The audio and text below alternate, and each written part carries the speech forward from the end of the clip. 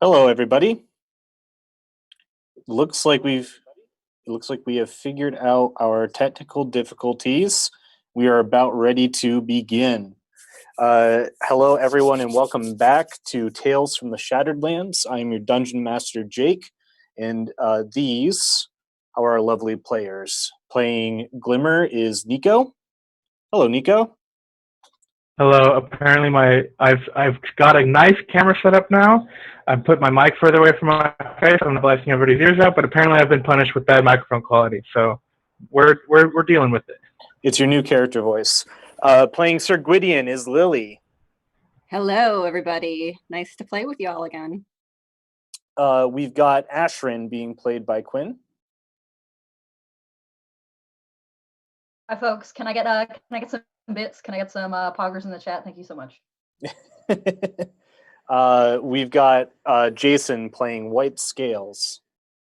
Hi, everybody. And last but not least, playing Eidolon is Austin. Hello, everyone. Good to see you again. So just some quick announcements before we begin. We are Tavern of Tales. We are an immersive tabletop board gaming bar in the Mission Hill neighborhood of Boston. We are running this stream so that we can stick together through the COVID-19 lockdown, hopefully provide some entertainment in these times, and just, to keep going along with each other. This stream is also, not this stream, this team, the people around this digital table, are also running an ongoing episodic campaign set in the world of Eberron. You can take on the role of an exquisite aeronaut as you organize warforged workers' rebellions, solve mysteries, rescue innocents, and find treasure. We run sessions every Tuesday, Thursday, and Saturday, and ask for signups the day before, which means some sessions are happening tomorrow, and you can join our Discord and sign up. For more information on that, head to tavernoftales.com/DND to learn more. That's D as in Dungeons, N as in Nothic, and D as in Dragons. And with that out of the way, we can begin our game with a quick little recap about what happened last time. It is the second Pi Day of Piketide, year 996 of the Great Silence. The day is named for the god of nature, Picus. The month is named for the god of war, Phineem. And the year is named for the absence of the gods from this world. We met our crew in the office of the Singing Crows, silver collars hanging around their neck and debts hanging over their head. They're forced by their employers to take on a new job, to deliver a silver canister to Reginald Esquis in the smaller city of St. Gertrude to the north. The group struck out onto the open road after dealing with a group of newbie crushers, heading north towards St. Gertrude. That night in camp, the group shared jerky soaked in wine and started to talk a little bit about their histories. The next morning, they heard a cry for help further up the road. Wagon wheels veering off into the woods signaled that something wasn't quite right with the scene.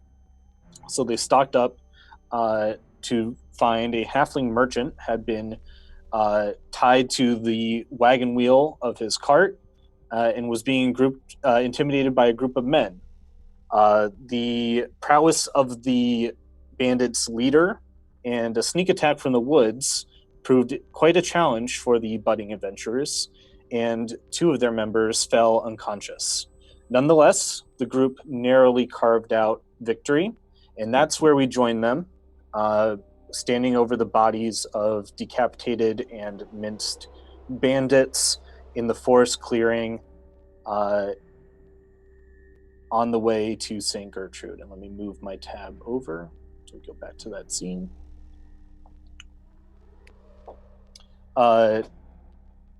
Singing Crows. This is the scene that you find yourself on. All the bandits appear to be dead, even the sneaky one that was in the woods. Ashrin and Gwydion are still slumped over unconscious with grievous wounds. Eidolon, Glimmer, and White Scales, you're taking stock of your situation, and this is what you see. What would you like to do? Well, I think the first thing I'm going to do is I'm going to head over to the closest person who has wounds, which would be who is that? Gwydion. Yep. I'd like to see how they are doing.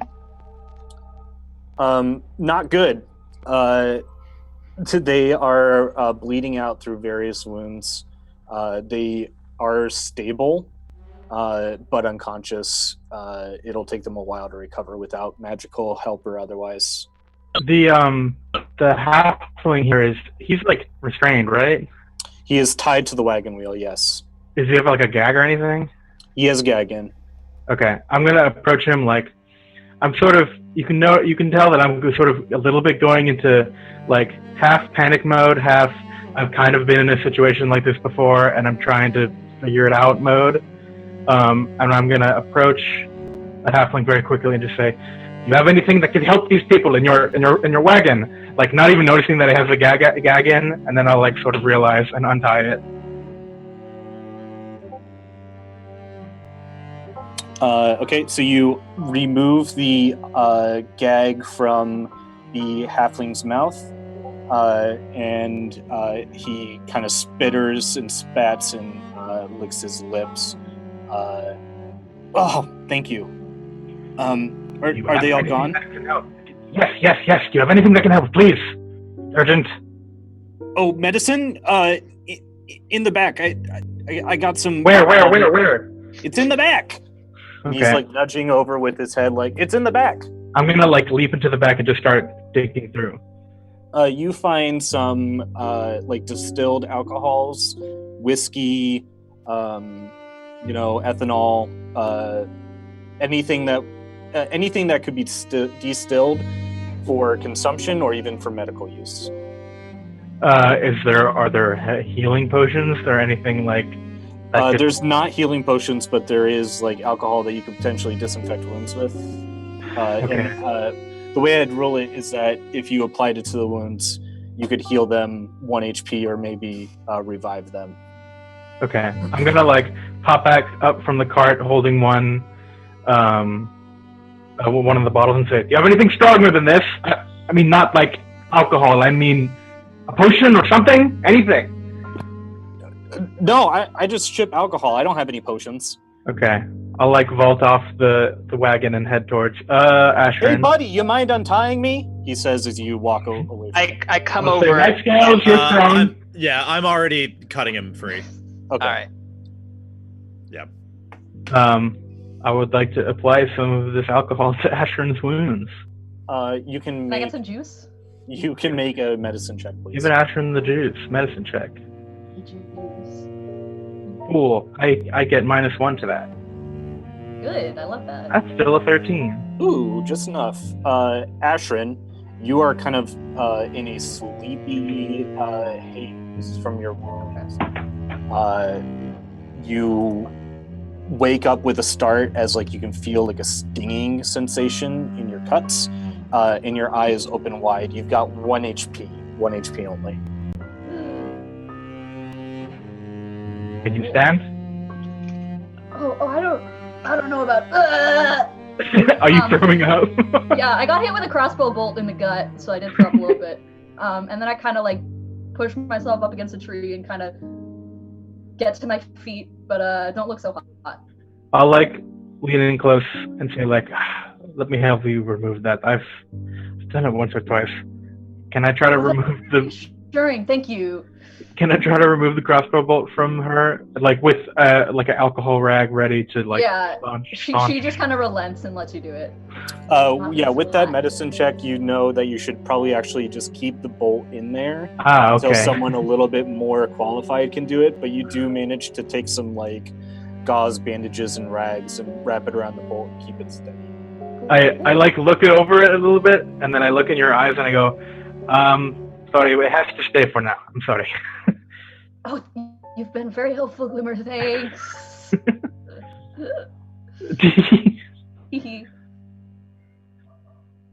White Scales, you're untying the halfling? Yeah, I'm cutting his bindings. So, what happened here? These guys ran me off the road. I was just on my way to St. Gertrude, and these guys, came up to the side and shoved my car out the road, and grabbed my horses and were hijacking my shit.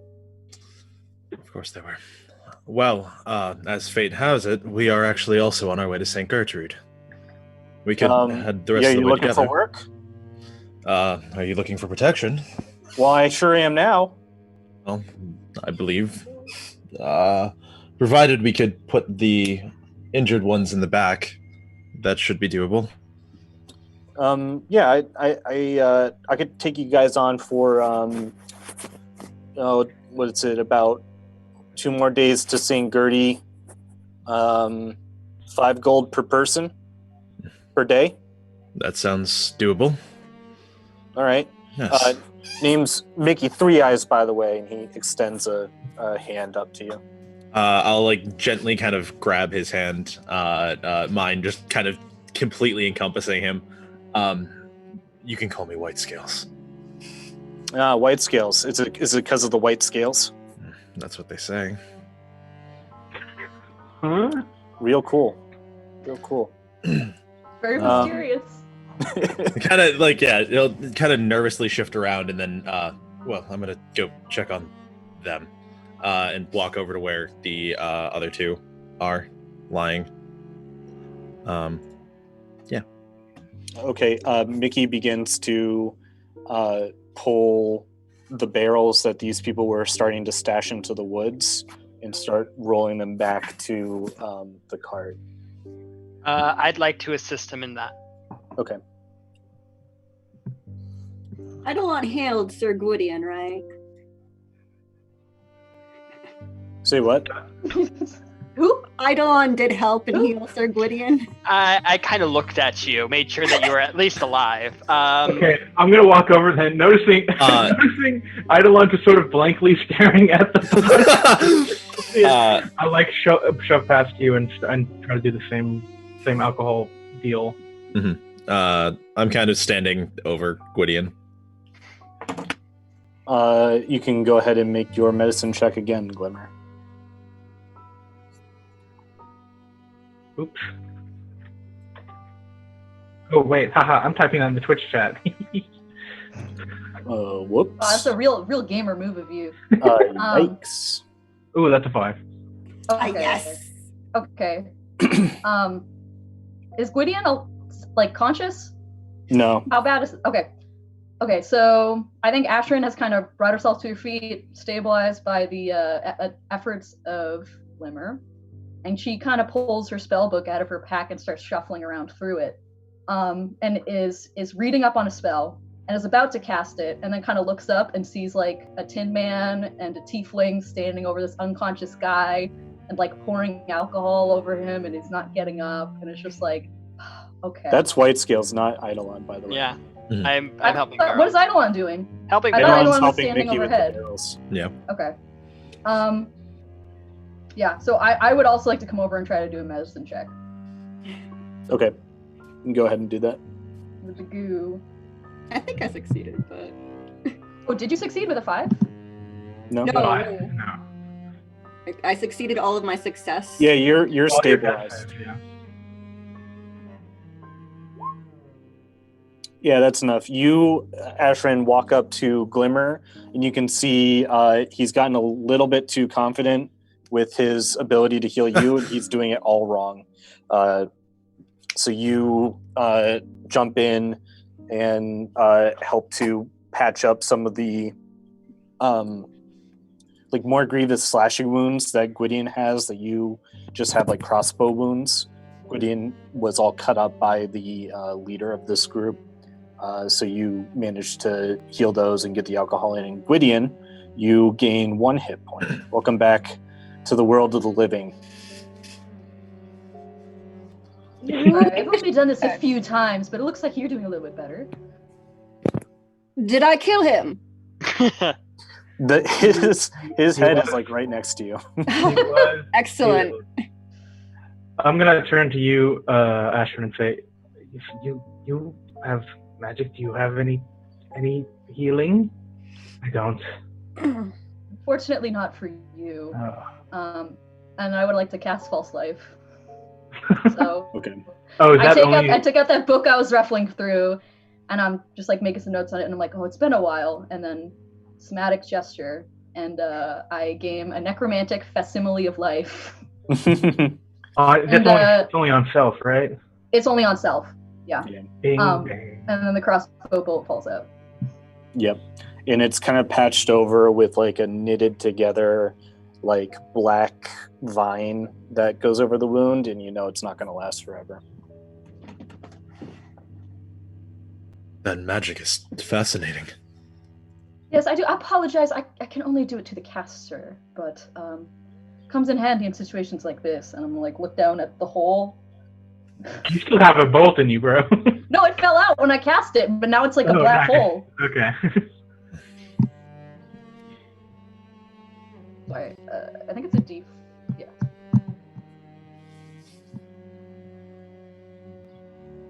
Well, I think that we need to head on our way to St. Gertrude. Yes. Gosh, why are we on the road again? We'll actually be traveling with this merchant here. 5 gold a day for the next 2 days. Are we paying? He will be paying us. Oh, very good. All right, Sir Gwydion will very, very slowly and sorely get up from the ground and head over to the halfling and have his hand out and be like, very good to meet you. I'm Sir Gwydion. Mahalo, Mickey Three Eyes. M-I-K-I, and that's the third eye. So where's your third eye? This one, he points to the one that's not in the eye patch. Nice. So tell me, Mickey, how often do you go this route? Is this the first time that you've had any trouble with bandits? Well, yeah, usually the roads are pretty safe. I don't, you don't usually need caravan guards unless you're, carrying something hot.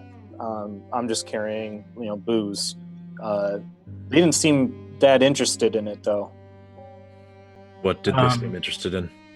I don't know. They were just like asking me questions about like my business and stuff. As he's doing this, I want to like pick over the bodies of the bandits to see if they have like any identifying marks on them, symbols, self-help books. Yeah, make an investigation check, Glimmer. Oh, big 1 on that false life HP, huh? It's +4. Oh, okay. Investigation 13. 6. It is very easy to find a manifesto, not unlike the one that you saw in Gwydion's hands earlier. A manifesto for the Red Palm is what it's called. It's like a paperback, like pamphlet, like a playbill almost. You also find sewn inside this guy's jacket a small stone. It's probably about the diameter of a quarter. Or it's about the size of a ping pong ball, if you want to think about it that way. And it has a red hand mark on it. It's like a perfectly round, little ball of stone with a red hand print on it. Okay. I'll hold up the book and say, wave it around so everybody can see it. Say, yeah, self-help group, huh? Okay. Gwydion, you're collecting these now? Do you want this one? Oh, is that the next serialization? I think it's the same copy. Oh, well, I'm gonna be enjoying this one. Did you even read this? Did you I'm just sorry? assume? Did you even read this, or did you just assume it was smut? And Yes, of course. I flipped right through it, and I knew immediately what it was. okay, I'll keep this one. So let me see if it's any good. Okay, I'll toss it to you, Ashern. Thank you. And the stone, can I tell? It's just like a ping pong ball round stone. You said, right? Yep.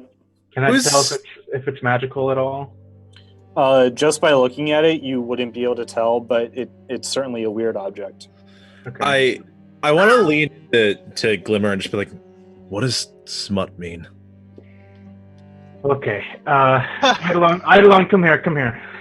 I'll teach both of you one. Excuse me, what? Okay, so people have relations, of a physical nature.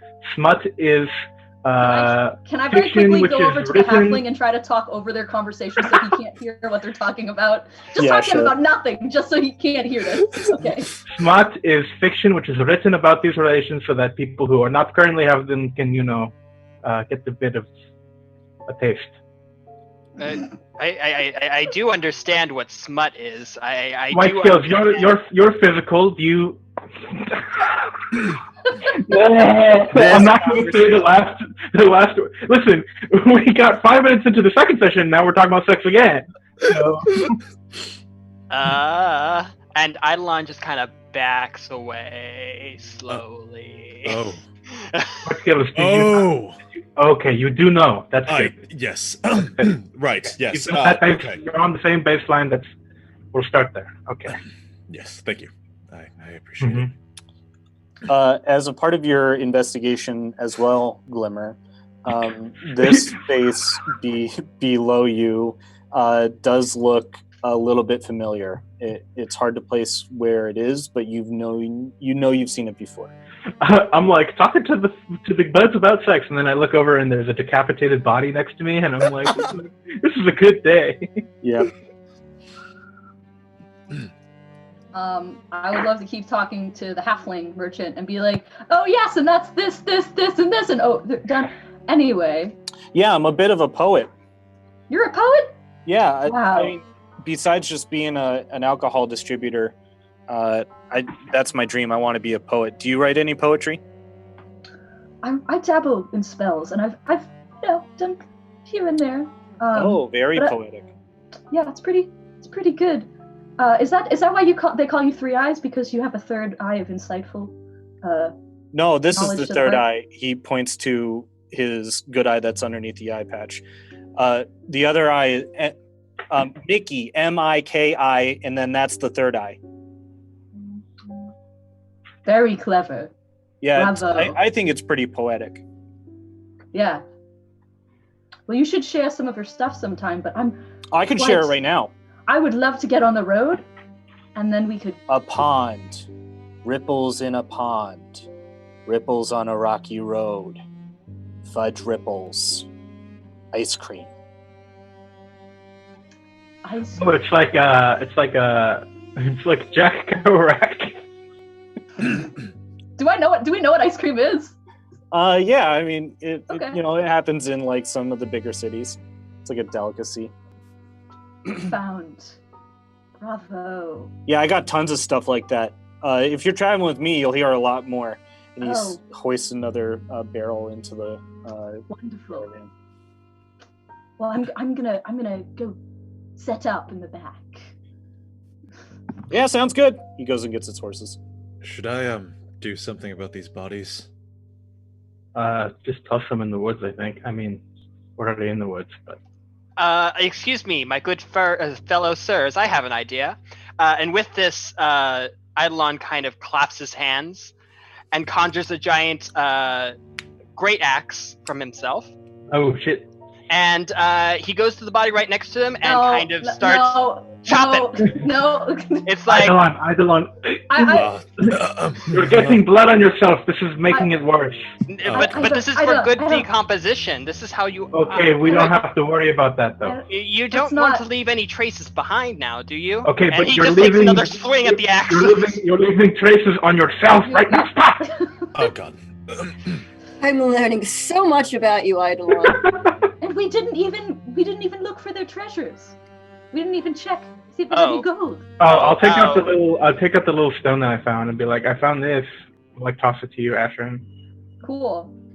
Can I ritual cast detect magic to see if it's got any spooks and goofs? That's 10 minutes. Yeah, but we're about to go on the wagon. True. Yeah, you can do that once you get started on the wagon. Cool. What I was going to say, Glimmer, is that this body has a face that looks familiar to you. You've definitely seen that face before. Which one? The one that Eidolon is chopping into pieces? Nope, the one that's right next to you. The one that I took the stone off of? Okay. Familiar from where? You can roll a history check. Okay. I have a -1 to that. Cool. Oh yeah, no clue. It might just be one of those things. Okay.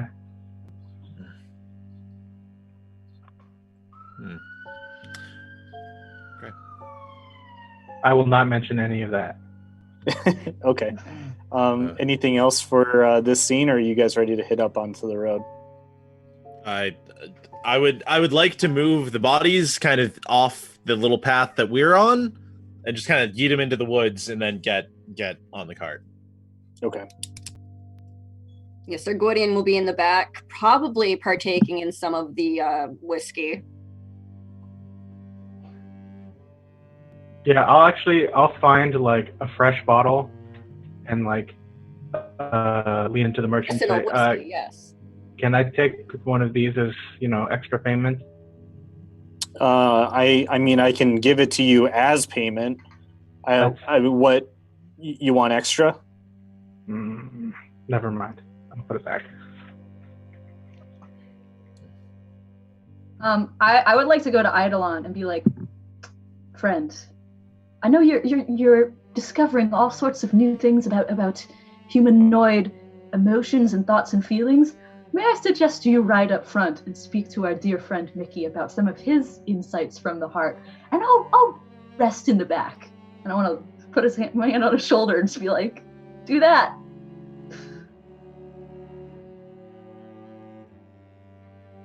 Okay, sure. To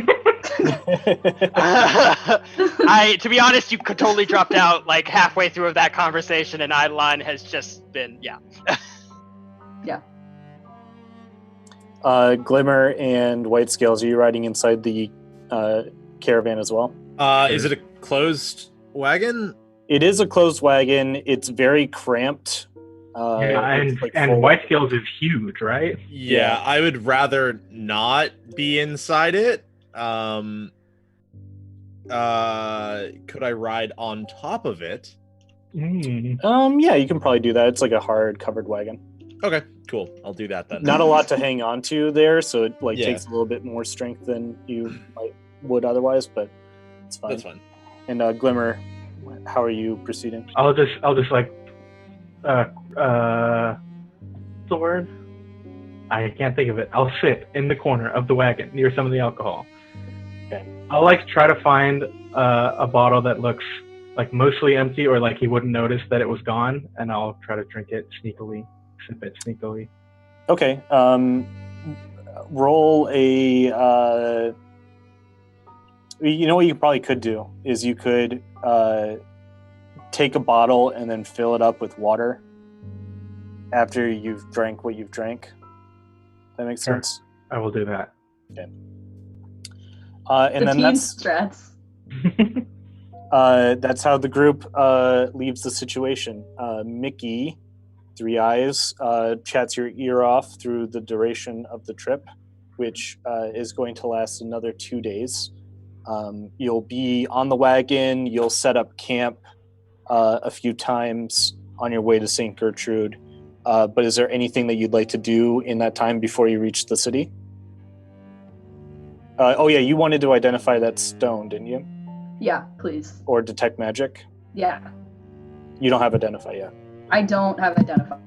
I just wanted to detect if it was magic. It is magic. You detect a some evocation magic on it. Cool.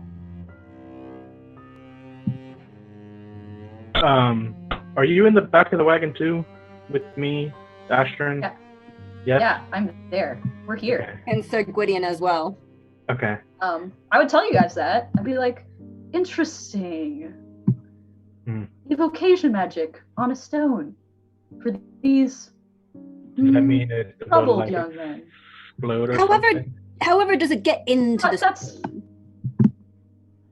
Okay, well. How Have do you you ever- just? How does that? Do they just kind of like freeze it? They bind it. Yes. Ashton, are you school trained, self-taught? How'd you get it? Oh, well, as you know, as I've said, the courts of Dunmarch. I did a little this, a little that, picked up on a little bit of magic here and there, and found I had a bit of a knack for it, so I guess I would say self-taught primarily. Had some influence along the way, but not a traditional education. So yes, they put the magic in the rock. I'm going to insight check you.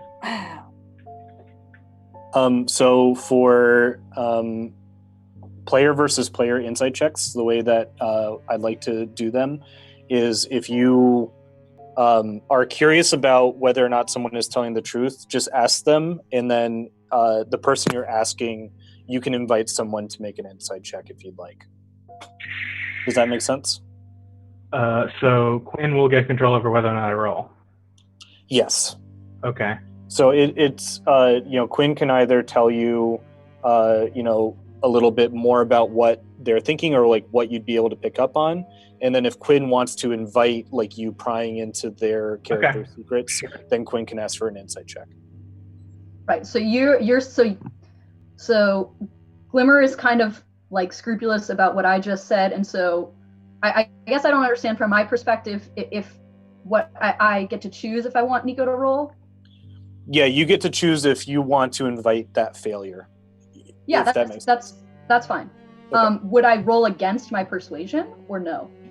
Because I wasn't actively putting on anything there, so I guess just if you wanted to oppose the check, you could you can do it like two ways. You can either say like, okay, you can roll an insight check, and depending on how high it is, you can determine what that means for you, or you can roll deception to oppose it, and that doesn't necessarily mean you're lying. Yeah. Why don't you roll the insight check, Nico? Okay, it's another -1. 6. Oh yeah. Oof. It seems like it checks though.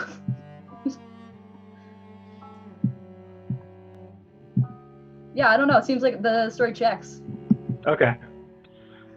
I'll just listening to you. I like put my hand up on my cheek and I'm like sort of tapping my fingers. You noticed, forgot to mention this last session, that Glimmer's nails are painted, sort of like mine, like a deep purple color, which stands out a lot from his like white skin. They're like kind of long too, longer than Nice. Yeah. Sir Gwydion, though, seems like you're not quite as educated in the magical means, but you are a knight, so are you familiar with courts, perhaps? The what? Oh, I wasn't educated at all. You are a knight? Of my own. Wait, so you so have not been knighted. Oh, you, yes, like- certainly. Yes, definitely. Are you self-knighted? Well, I don't understand the difference. If you are, Well, typically, I order. mean, I don't really know, but typically a knight has to be It's given the title by thing. somebody It's else. like it's the same thing with you magic users. You know, you have a couple of rules that you follow. Okay. And, you know, you adhere by them, and you cut down anybody that doesn't do it. Yeah. You just find the knight that's like in here, right? Like you find the inner knight. That's okay. But I don't get a I'm glad you title and I can for agree being on a this one. wizard. I don't get a title for being a wizard. I just have the ability to cast magic. Not hear any of You're this. trying to make me feel better because I can't use magic. That's very kind of you. Ashran, chivalry is a form of magic. I laugh in character at that one. No, I'm definitely joking with you. Yeah. I don't know if you, Sir Gwydion, you're insulted by this or not, but. Oh no, Sir Gwydion totally believes you. Totally, you totally mean that in a very unironic sense. The Shattered Lands, Chivalry is Magic. That's our subtitle. Meanwhile, Mickey Three Eyes is on the driver's bench with Eidolon, and Eidolon, his poetry is just really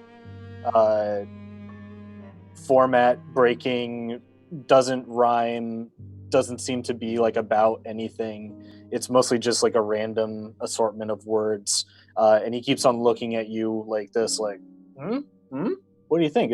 That's pretty deep, huh?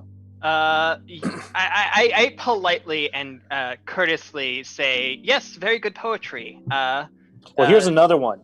Blue jeans, blue eyes. I saw you in the deep blue. Blue. Oh, how deep? And in my Like head, the I'm ocean, thinking, right? yeah. In my head, I'm thinking, my God, if I had ears, they'd be bleeding.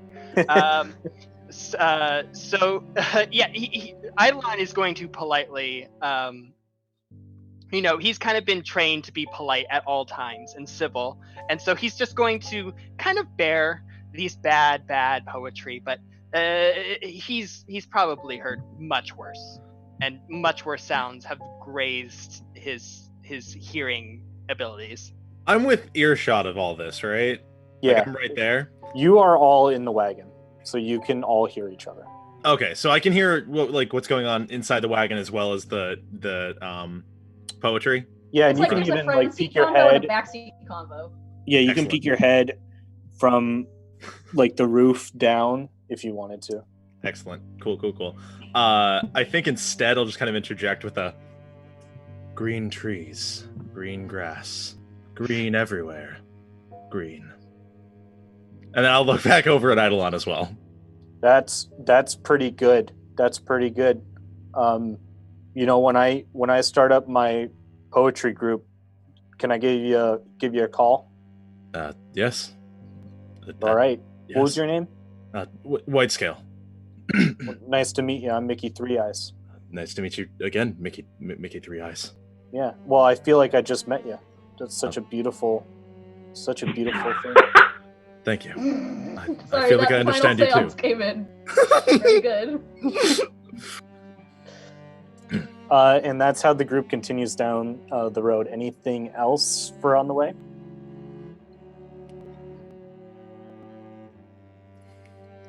Hearing none. No, don't think I think White Scales would spout off a couple more impromptu poems, each time getting a little bit more confident with it, and none of them get any better. Yeah, and so do Mickey's. They stay about the same. Good. I will say I did just unlock meta magic, so I will I can't practice twinning spells by drawing out the glyphs in the air and then pulling it apart into two and casting them, or casting them, and then I'll just practice that. Okay. My little magic acrobatics. Anything else? Gregorian would continuously keep drinking from the whiskey stock in the back The wine just to juice. get through these beautiful poems. On the second night that you are on the carriage, who has the stone? I do. Ashrin, one night in camp near midnight, you would say, or close to it. The moons are hanging overhead. You've broken out of the forest by now, are in some low rolling hills that are covered in some sparse ruins. You feel a tingle in the back of your head as a voice appears there and starts to talk to you. And it's a male voice, very sort of gravelly, and it just says, are you in position? Oh shit. Okay, so can I pretend to have a deeper voice in telepathy? It's not necessarily telepathy. Okay, You can I try. would like to cast disguise self on me, because that does make your voice deeper if you want. Okay. I would love to do that. I'm assuming I can make myself look like one of the bandits from before. Yeah, which one would you like to be? The big guy who's mean. Okay. Everyone sees Ashrin kind of get a glazed over look, and then she casts a spell and turns into that bearded guy. It's putting on a bit of makeup, by the way, so I put on a Yeah. thematic action in the book. Mhm. And now I'm a stinky pirate man.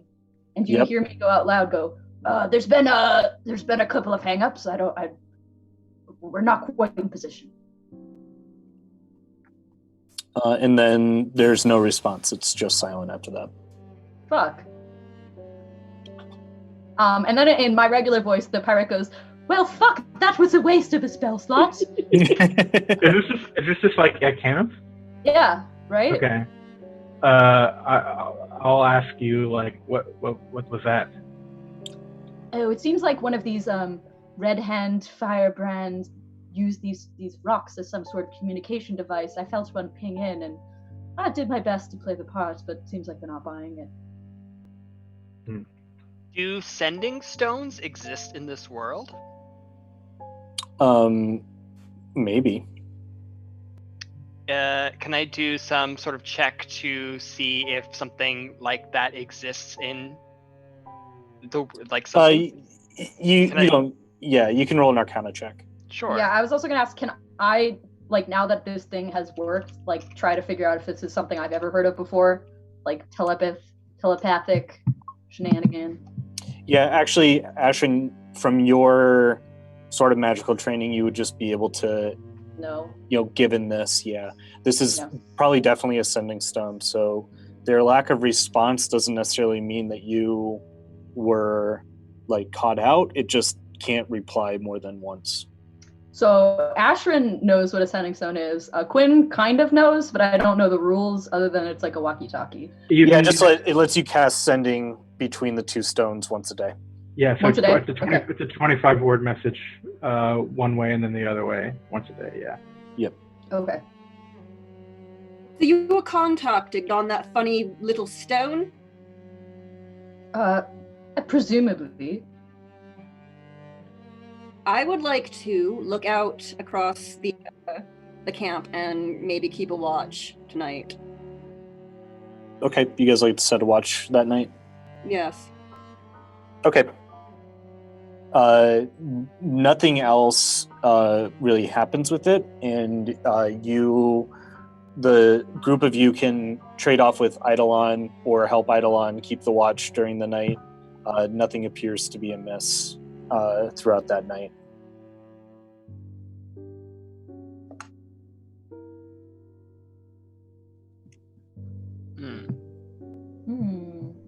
Onward to St. Gertrude. We need to get Seriously. Roger Askies to Roger Askies. Is that his name? All my Mickey groceries. Three Eyes. I would like to maybe take another closer look at the pamphlet and see if it was the same as the other. Like, I know we just kind of like leafed through it, but see if there's anything different about it compared to the one that we found last At time. Camp Atherin. Okay, well, if you're no, it seems pretty much the same as the other one. You've read the other one, right? Yeah. It's not the second edition. It's the same thing. It is the same thing. It's the exact same thing. Manifesto of the Red Palm. You can read it cover to cover. It's written with very like simplistic's not the word for it, but just like direct, easy words. It is a call for like a movement of soldiers to like rise up against the people who use their ability to wage war to like protect themselves. It's basically like a soldiers' rights organization, but it's got some like very fascist overtones. Yeah, Ooh. and it's specifically advocating for like violent revolution. Yeah, Or is it just it's kinda like- advocating for putting the military at the top of the society. Well, Wonderful. cool. Military Yakarina. dictatorship. Are you explaining this to us, Ashrin? Didn't we all read it last No. week? A Okay. few of you have, but Ashley, Okay, well- Everybody flipped through it and assumed that it was porn. I reinvigorated by the failed Skype call. I have re-examined the book and be like, "Wow, did you fellows get to look at this? This is pretty sus. A little problematic." Sorry, my apologies. I don't know if you use that term outside of the free marches, but problematic means bad. And you see White Scale's eyes kind of open really wide. I didn't realize that it could be problematic. Oh, would you say that this pamphlet is cancelled? Yes, No up into the lingo. very grave news. I will we'll also. still speak in common. I'm not sure. And Adeline chimes in is I see that this has failed the, and he kind of pauses, vibe check. Okay. All right, everybody. All right, good game. That's it for tonight. Ends the campaign. It was wonderful playing with y'all. Join us next Friday for this edition of the Meme Zone. Where my hashtag millennials at? I will also read the pamphlet then and just sort of like grimly nod. Yeah. I'm- It's the same. It's the same thing that Ashwin could tell. It's not very hard to see through or to digest. You can see a bunch of like logical fallacies in it, but it could also be very convincing to the right person. I'll look up from it. I like peer over the top of it at Sir Gwyddy and say, this is not smart. It's kind of the opposite of sexy, I would say. It's Oh. Do you want to read it? Well, I mean, is it worth reading then if it doesn't smut? Okay. I don't know how to answer that. Do you read anything that isn't smut? Well, I Is read. that how you learned to read? Was by reading smut? I know how to read, obviously. Okay, I'm gonna put the book in front of you and ask you to read the first sentence. Can you actually read? I read the first sentence quite fine. Okay. The first sentence is a palm, a bloody palm, and it's like a mantra. I This hate is- that. Very intense. All right. Mickey, have you heard about this? Has Heard anyone about ever what? come to you with this sort of literature? He's here, right? Yeah, Mickey's around the campfire. Does he No. know? Has anyone ever approached him? Okay. What you think? This is like these guys is like this is what they believe in. Seems to be the case, my good sir. Huh. Seems to be pretty dire news if you're not one of them. Yep. What if they're just like ruffians on the road for now? I don't know how much we have to worry about it. When they start marching through the streets of the city, that's when it's a problem. Well, you see like a few of these jokers like pop up every once in a while, don't you? Like people who don't think that the world is, running the way it should be and stuff. And I think 9 times out of 10, people just like things the way they are. They don't ever get much steam. So this red palm is rather popular, I suppose, around these parts now. I've never heard of them. I've never heard of them before now either, but Yeah, they're like, upstarts. Listen, Sir Gordian, maybe we can infiltrate them and turn them into a smut publishing house rather than like a revolutionary organization. That's an idea. Can I make a history roll to see if I've seen this group at all? Yes. would I have connecting now, knowing that Ashwin had said militaristic, describing it, would this have connected to anything I knew in Freymarch? No, you wouldn't have heard anything in Free March. Okay. White Scales in some of the places that you've grown up and have been around, you have like seen people in like red, cloaks and things like that. You don't know if that's like connected, but there has been like some mobilization somewhat recently in like a criminal underworld sense, but you don't know anything more than that. Fascinating. And anything else for this scene? Or are you ready to proceed to St. Gertrude? We can go. Ready? I think. So after that surprise, the Sunning Stone doesn't seem to like move or produce any more words for you to respond to in the nights leading up to getting to St. Gertrude. You, on the second day of traveling after finding Mickey, you see above the rolling hills and the ruins there, a large tower emerges in the distance. It has stained glass depicting a rose with a stem spiring out from underneath it. There is a small walled city around the tower and a shanty town in front of the wall.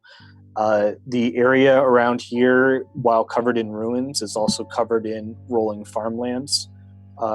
People that are growing grains and things like that on the outskirts of this city. So, Jake, like a world question, like the Garcity was a continent-spanning city Yep. that fell, but there are still like natural places. Like there's a lot of ruins. Like probably once every few miles you see a bunch of ruins, but there is still like farmland and forests and all that like regular stuff. At all the nature that you see has been reclaimed. Mm-hmm. So if you go almost anywhere and dig down, you'll find a sewer system. Okay. Even in forests, you can find cobblestone walls, and the forests have just like grown through the city. Mm-hmm. So any farmland that you see has been like they've had to remove the old construction and reveal the ground underneath so that they can begin farming again. And food has been a huge issue during the Empire Wars because the gods just used to feed everybody with magic, but now that doesn't exist anymore. As you're approaching St. Gertrude, you see the front gate. It's flanked by banners of the Free Cities.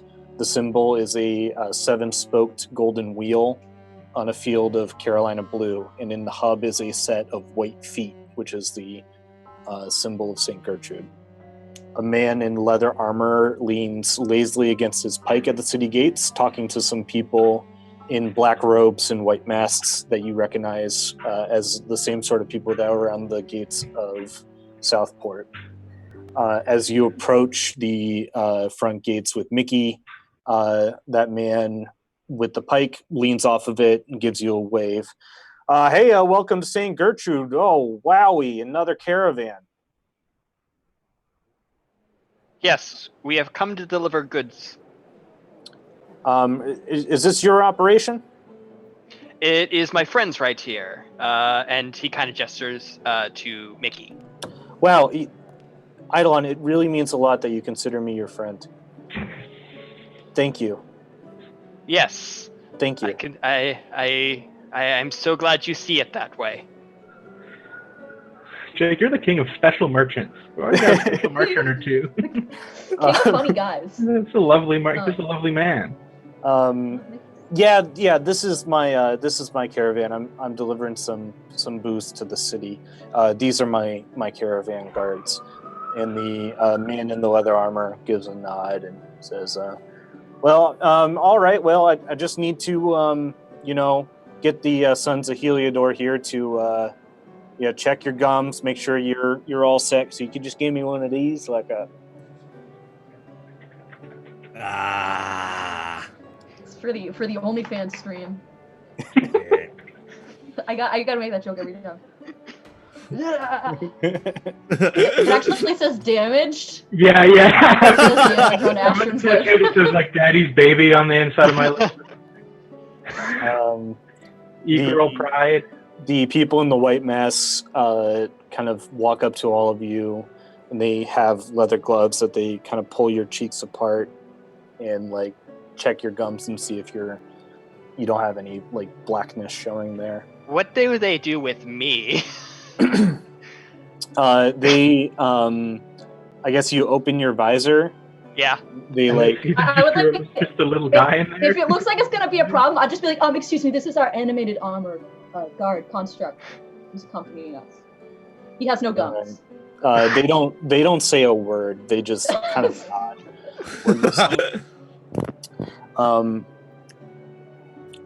You fellas run into any infected folk out there? No, not to our knowledge.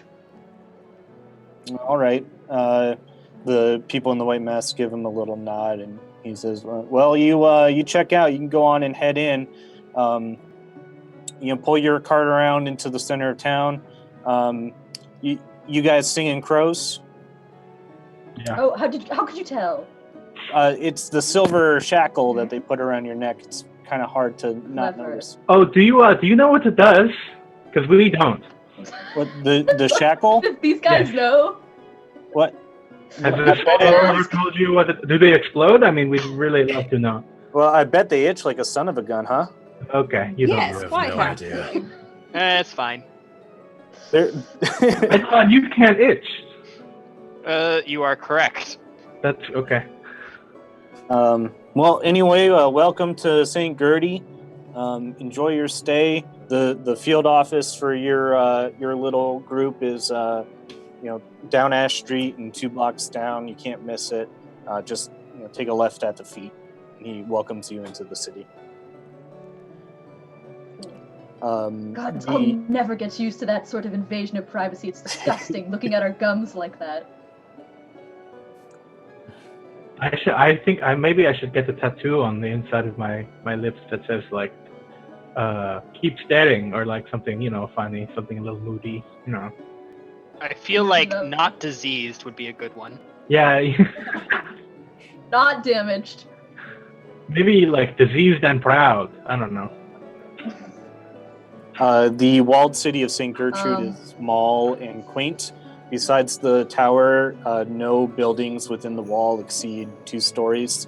You're in a small square facing the tower you saw before.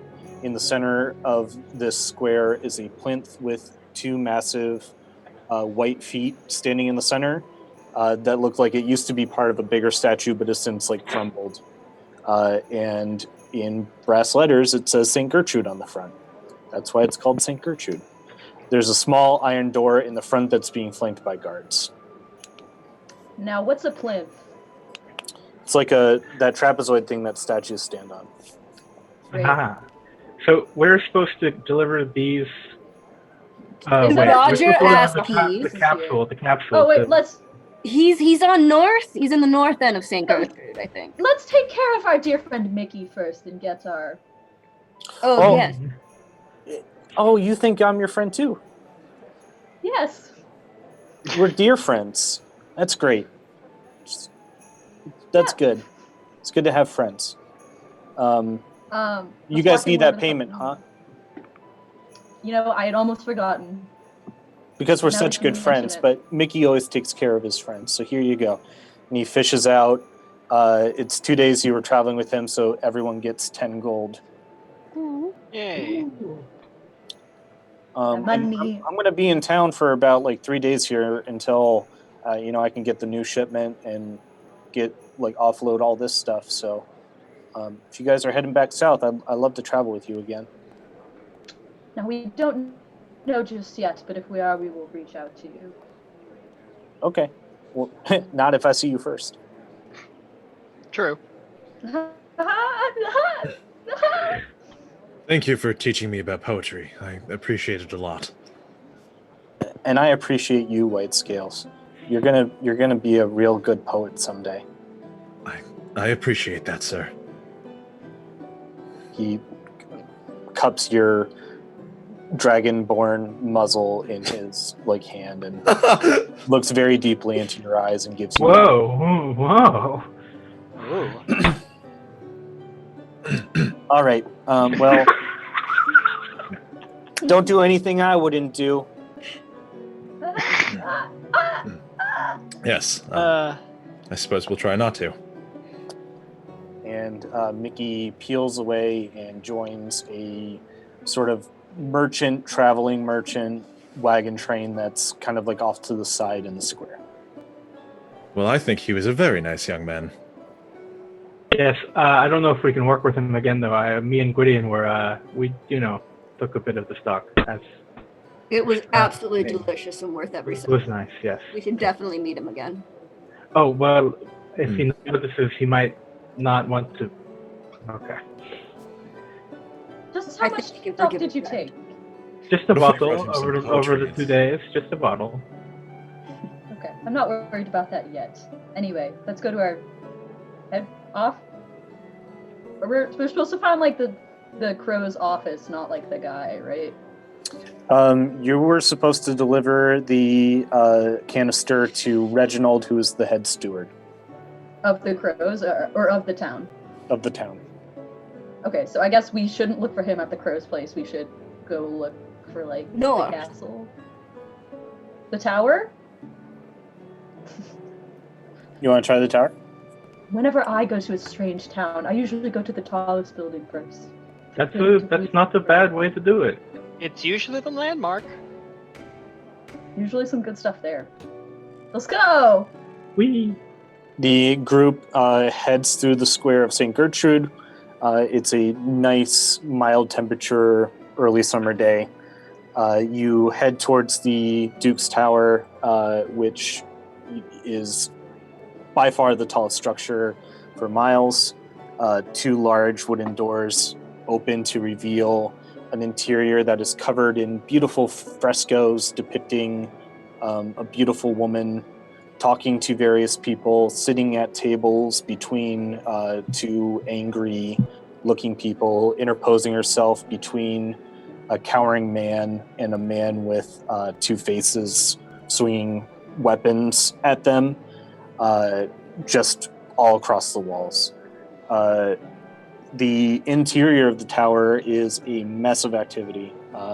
You can see that it continues on to like a larger structure that probably used to be a cathedral but has been since converted into like a political building. At the center of this like hive of activity, you see a short and fat bald man who is wearing very extravagant robes. He is talking to various other people in robes and directing them around the palace. Someone new approaches him. He says like 5 words to them, and then they scurry off in another direction. He looks exceedingly busy. Could that be the man that we're trying to discuss with? Or deliver the item to? Not to generalize, but Okay. stewards do often look like that. This is Who has Stewart the Soap. canister? I do. Yes. I guess I'll be the face. It's addressed to Oh. Reginald, right? It is addressed to Reginald. Yes. Don't worry, I actually have this down. Belief in you. Yes. Going over to the man who looks like he's in a bit of a hurry. I approach him and say, "Delivery for Reginald." Yes. Directly behind him. Okay. Is that you? I'm assuming. I am he. Where's the delivery? So Eidolon reaches into his little fanny knapsack and pulls out the canister and kind of places it in a lovely receiving pose. He grabs it and runs his finger across the wax seal, checks the tag, and smiles and calls over someone to take the parcel away from him. Very well, and not a day too late. Give me 1 second and I'll fill out your receipt so that you can receive your payment. He takes like a little piece of paper and starts writing out some words. Jake, if I cast a spell in here, but like behind my back, would it be noticed? It depends on what the components are. Is it verbal and somatic? Let me tell you. If so, verbal spells, I rule need to be declared like in a calm, like overt speaking tone. You don't need to shout them, but you do need to declare them. You can't like whisper them under your breath. Okay. This is Detect Thoughts. It's verbal, somatic, and material. The material is a copper piece, which I'll fish out of my component pouch to just sort of pinch it in between my fingers. Can I find like a place where the crowd is thick, or where like I could just speak something like an incantation and it wouldn't be really noticed? So what you could do is, how long is the duration? It's a concentration for up to a minute. Before you walk in, you can like cast it outside and then walk in with it up. Sure, I'll do that. Okay. So, do I have to? No, I don't have to have the target when I cast it. So I'll like be focusing on it, just sort of like I'll have the copper piece like hidden in my pocket, and I'm like squeezing it and focusing on the spell, and I'll go up to Reginald and like make it clear that I'm part of the group, and be like, "Good sir, just out of curiosity, I'd like to know what's in such an important package as this. If you're willing to share." So We the put our interesting lives on the line for it. as you walk up to Reginald, you can detect everyone else's thoughts, and it's like a scurry of activity of like, oh, I need to file this paperwork, or well, I hope the Duke doesn't get mad at me. The steward, however, Reginald, is vacant from that mental radar. He is impervious to detect thoughts, Damn, dude. which is suspicious in and of itself a little Yeah. bit. It's not So, something yeah. you expect a low-ranking Duke steward to have. So I push like the focus towards him and try to read it, and it's like it feels like there's a shield there, or that he's accepting no thoughts. He's invisible to your mind Okay. penetrating magic. Okay. Can you hear what we're all thinking? He can I don't. hear I'm the not. surface level thoughts. Yes, unless I choose to probe further, and then it's like a check. He hands it off to somebody, right? Yes. I'll briefly touch them and see if what their surface level thoughts are. And not going in deep, right? Just like No, just the surface level. That person doesn't like have any recognition of what he's just grabbed on. He's just following orders of what the what Reginald has told him to do. Okay, I'll let which the is spell to bring go. it up to Reginald's room. Yeah, I'll let the spell go. Can I try to figure out sneakily if he's wearing something that blocks the spell, or if it's like innate or something like that? Yeah, you can make a quick investigation check, and you Okay. asked him a question, right? I said, yeah, could we know what's in a package such as this? It seems very important we put our lives on the line for it. But I'd say if you're willing to share, just, casual curiosity, or trying to make it sound like that. Oh, it's from my friend Jack Conyer. It's probably just a very expensive bottle of wine that didn't want to be didn't want to go missing on the road. Everybody's saying that. Hold on, this is investigation, right? Yeah. That's a 12. You see that he does have an amulet around his neck with like a red ruby inset. His ring, he's got a handful of rings on both hands. You can't tell specifically if any of these like have a sort of function to protecting his mind. But he is decked out in a few pieces of jewelry. Okay. Can I also insight check the wine comment? Yeah, you can try. 9, baby. Oops. Oh, I don't even need a roll. Never mind. Yeah, you can't detect anything from him. He is a. The only thing that you can detect from him is that he is an expert liar. Okay. All right. Is the Duke holding an event? Say again? Is the Duke hosting an event? Oh no, this is just for my personal consumption. You seem very erudite for a bunch of singing crows. Would you like another job? As long as it's worth our time, I suppose. Oh, I don't worry. suppose it could be At this very point, lucrative. everything is worth our time. We will gladly accept any job. That's good to hear. This one should be pretty lucrative. We sent a survey team to the abandoned temple of Aeronoth north of here, and they haven't returned in 5 days now. We sent 2 men from the Dark Suns. That's another mercenary group. after them, and they have not returned in 3. I want you to figure out what's going on there and recover my teams. Figure out why they went missing and what's happening up there. It could be very fertile farmland for us in the future. Do you wish for body recovery, recovery of their existence, recovery of what has happened to them? Additionally, in case we did find their bodies, is there any signifiers on their armor? Any items they would carry?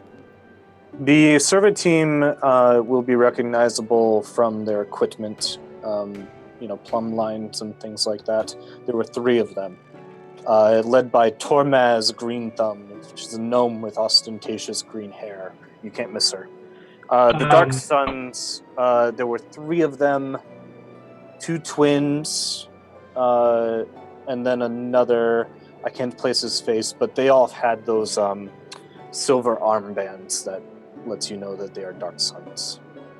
It should be quite lucrative. I would be willing to pay 100 each for information and safe return of any that are still alive. Absolutely, we accept. Can I ask a world lore question before I respond? Yep. We're allowed to pick up contracts like this? So he would probably send you with a contract to the Crow's office. Okay. Through them, get it. Okay. I didn't want to get in trouble. But... I also have a warlord question, which is a survey. Is a survey team a known thing? Are they just going out into the ruins to find usable farmland? Is that a thing that we would know about? Yeah, I mean it seems to check out. Okay. I'll ask him though.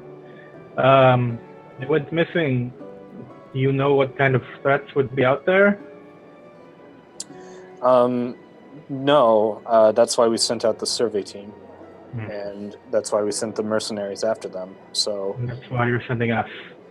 Yes, and there are much more of you than the last team I sent, and you seem quite a bit brighter. And he gives a smile to Gwydion than the previous teams. So perhaps this time will be a success.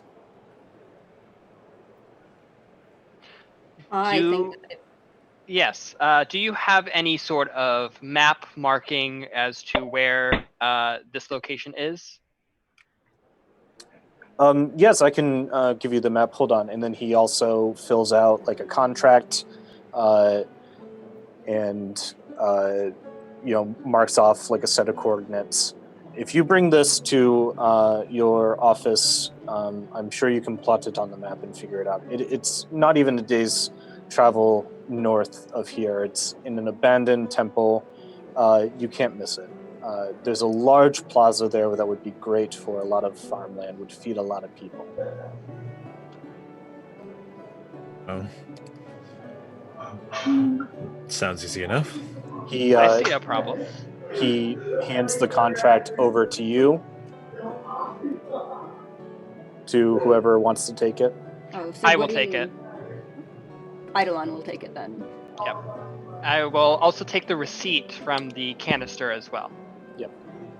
Godspeeds, Singing Crows. Thank you very much for the safe delivery, and I hope to see your safe return. Thank you Don't very worry. much. Thank you. You as well. Can I get insight checks as you walk away from this scene? Sure. Yeah, I was gonna ask. Oh! Do I have? No, I don't. +2. Hey. Yeah! Yo, I rolled a 1 and then I got a -1. 18. Yeah. 15. And one more. How about one from Quinn? Yeah, sorry. White Scales, you're the only one who picks up on this, and you only pick up on it after you've left and are already on the way to the office. But he steered the conversation quite quickly away from your accusations of him, or you're suspicious of him, quite masterfully. giving you what you needed in order so that he could like stop that line of questioning. Yeah. Okay, that makes sense. As soon as we're like out of... Oh, sorry. Actually, I do have one question. I didn't get the chance to ask this beforehand, but I wanted to kind of keep an eye on the guy that took the capsule and just see what direction he went off in. Yeah, he went up the stairs of the tower. Okay. Thank you. As soon as we're outside of the tower, I'll like turn to everybody and say, I did not like that one. Oh, I thought he seemed quite affable, actually. He was lying to you. He was flattering you. No, not at all. He was. Well, I don't know if he was lying, but he was definitely manipulating the conversation. I say that we do this job, but we try to find out what's really going on here. I agree with that. Okay. But it's 100 gold. That'd be absolutely fabulous to have. Yes, we do what we need to get the 100 gold, but we also find out what the fuck is going on. Maybe we I want to know what's in that capsule, honestly. I agree with Glimmer. He took it upstairs. I'm sure it wouldn't be too difficult to locate it later tonight. I feel as if you all worry about this too much. It could have just been a bottle of wine. I have dealt and delivered many packages like that. Sometimes it turns out to be just nothing. Why would you get 5 armored mercenaries to deliver a bottle of wine? You Must be wouldn't. really good wine. The social elite smuggle illegal things all the time. And to be honest, it could be a vintage from, who knows, 100 years ago? I mean, those exist. They have the money to send some escorts along. This road has been, been burglarized before. Of course, this is the only logical response to it, I think. I would agree if his reaction wasn't as it was. There's definitely more to his story, although that's true with most politicians. Well, we are going to see him again when we get the money for completing all of this. So, I mean, there's certainly more to his story, but what we have to ask, is it worth the risk to try to find out? I say this current opportunity looks pretty lucrative, so I think we should take it. I agree. He sent... How many people... Sorry, Jake. How many people have we been told went on this mission before? 3 total? 6. There were 3 on the survey team, and then 3 on the mercenary group. Okay, so 6 total. Yeah, went to. So we are not more than them. That was a lie. Well, we're more than the 3 mercenaries that were sent. Yes. But Okay, I'll say splitting hairs. this man sent 6 people after this thing, and none of them came back. I don't trust it. I don't think he has. Well, when we go to the Actually, singing grove, turn this in, I suppose we could look for other quests that might be less interesting and less lucrative, but safer, That is not what I'm saying. I'm just saying this one is fishy to me. And the man back there, he also was. Then we will keep our eyes out. I will trust you on this. You are in my party. I don't know if I agree. He certainly seems fishy, but most people have things to hide. But in regards to this current quest, I'm relatively confident that you are all capable enough. We're capable, but we'll see what happens. Yes, after that last fight, I am absolutely certain that I am not going to fall again. It was embarrassing as all hell. That's not going to happen again, obviously. So, we're going to win the next fight. I promise I will protect you, Glimmer. You want to make Sir Gray, do you want to make a bet? A bet? Yes. Yes, I will make a bet with you. I get 10 of your 100 if you go down in the next fight. In the next fight, okay. Yes. All right. And I will get 10 gold when I don't go down in the next fight. You will get 10 gold, yes. Yes. As the deal is struck, hand the and- group finds I'll shake your themselves hand. at the office of the Singing Crows. Unlike the massive complex that was in Southport. This one is merely an office attached to a bunkhouse, basically. As you enter, you notice a tall elven warrior behind the desk working on some paperwork. As you enter, she stands and welcomes you. Welcome, Crows, to Singing Crow Office St. Gertrude. Are you here to claim a job? We do have a contract indeed, and then I will present to them the contract that was written up by the person. By Reginald? Yes, Reginald. The receipt or the contract for the new job? I will actually show both. I will probably ask to claim the previous job and show that the work was performed, and then show off the new contract, saying that while we were there, we took up another contract. Okay. Very well.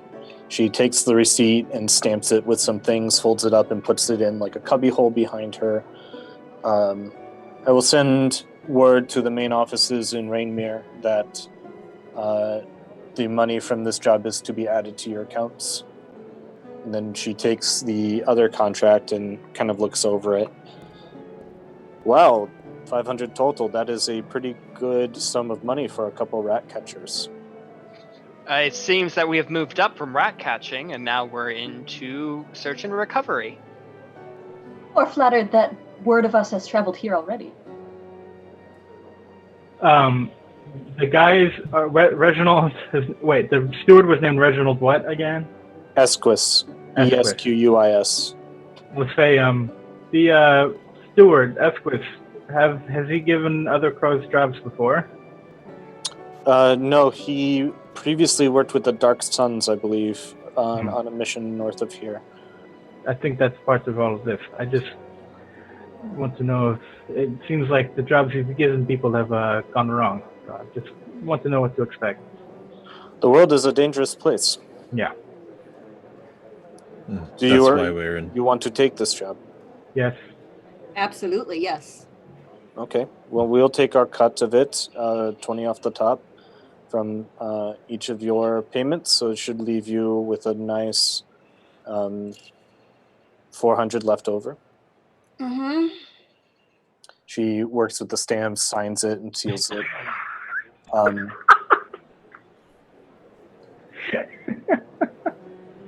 This is all done. You are officially on the job.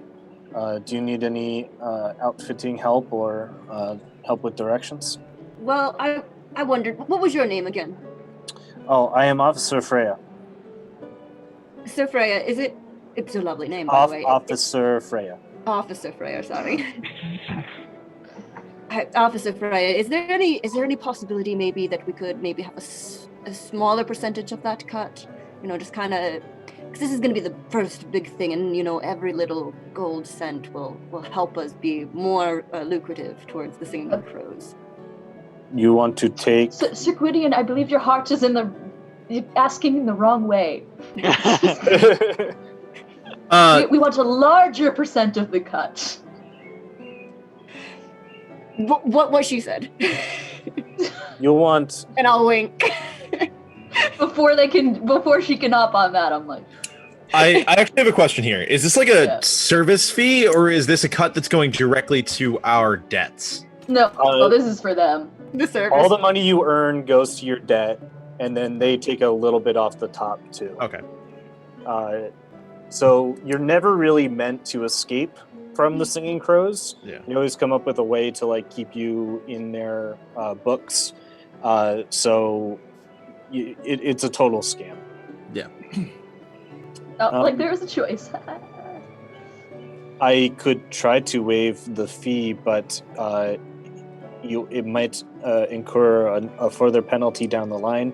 You could also ask for an advance at a 1.5% interest rate. Well, I don't care about the advance, but definitely should ask. I'm certainly fine with incurring a debt down the line. Well, why don't you finish this job and bring it back, and then once the job is finished, we will discuss your reward. I would like to convert 7.5% of my gold into crow points, which can be used on the Singing Crow's online store. I'm gonna buy a hat, a Singing Crow's hat, and a drink koozie, and a thermos. Micro Crow's actions. Yes. Yeah. Ooh, look at this guy. Play this Joker over When we here. when we leave, you're all decked out in like merch. You're like, Oh, we got the swag. I got the tote bag.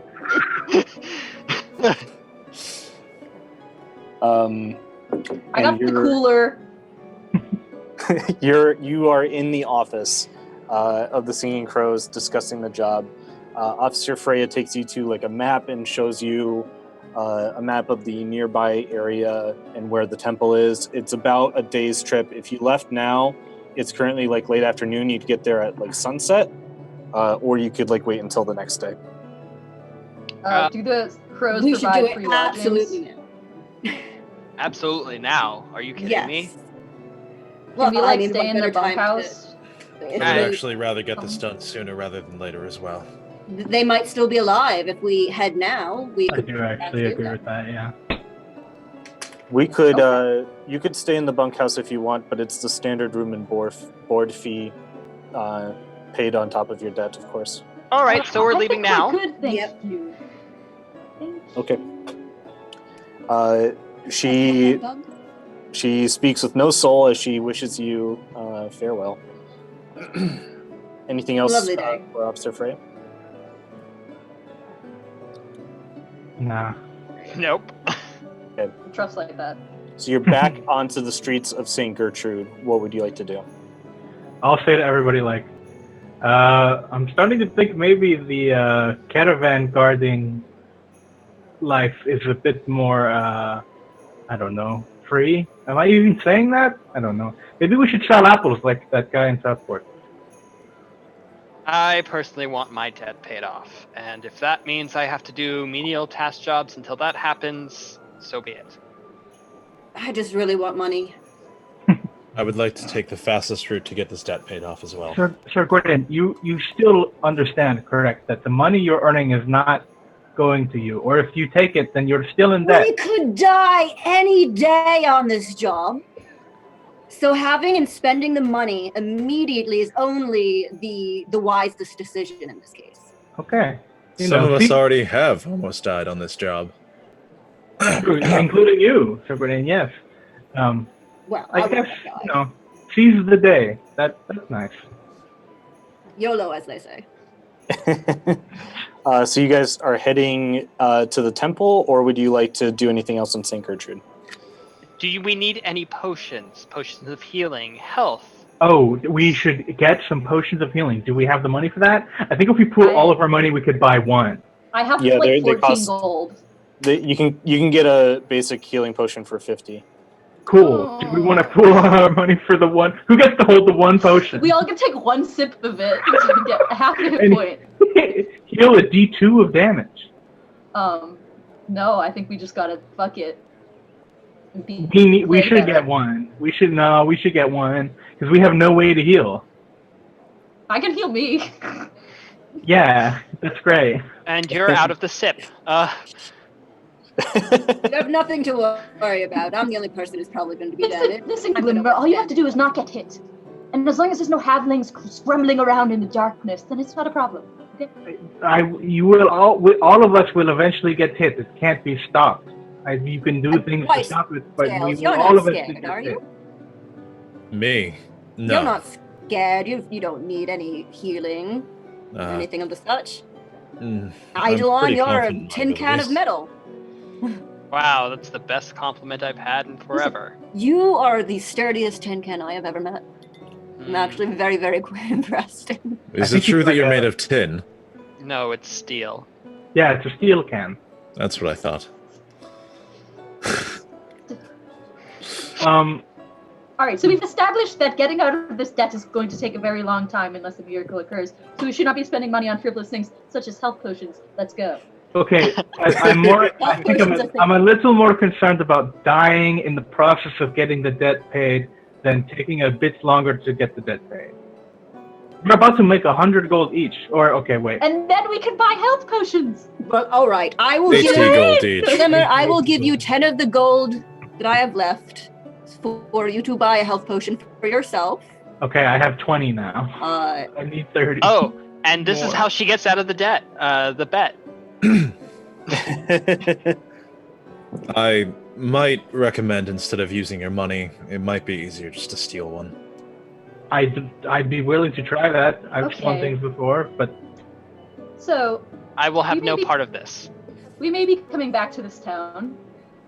So I do have one on the books that I use when I need to get some gold, and I may have to come back to a place. It will cost a couple of spell slots and delay our journey, but I'm willing to try it. wait, what are you talking Okay, about?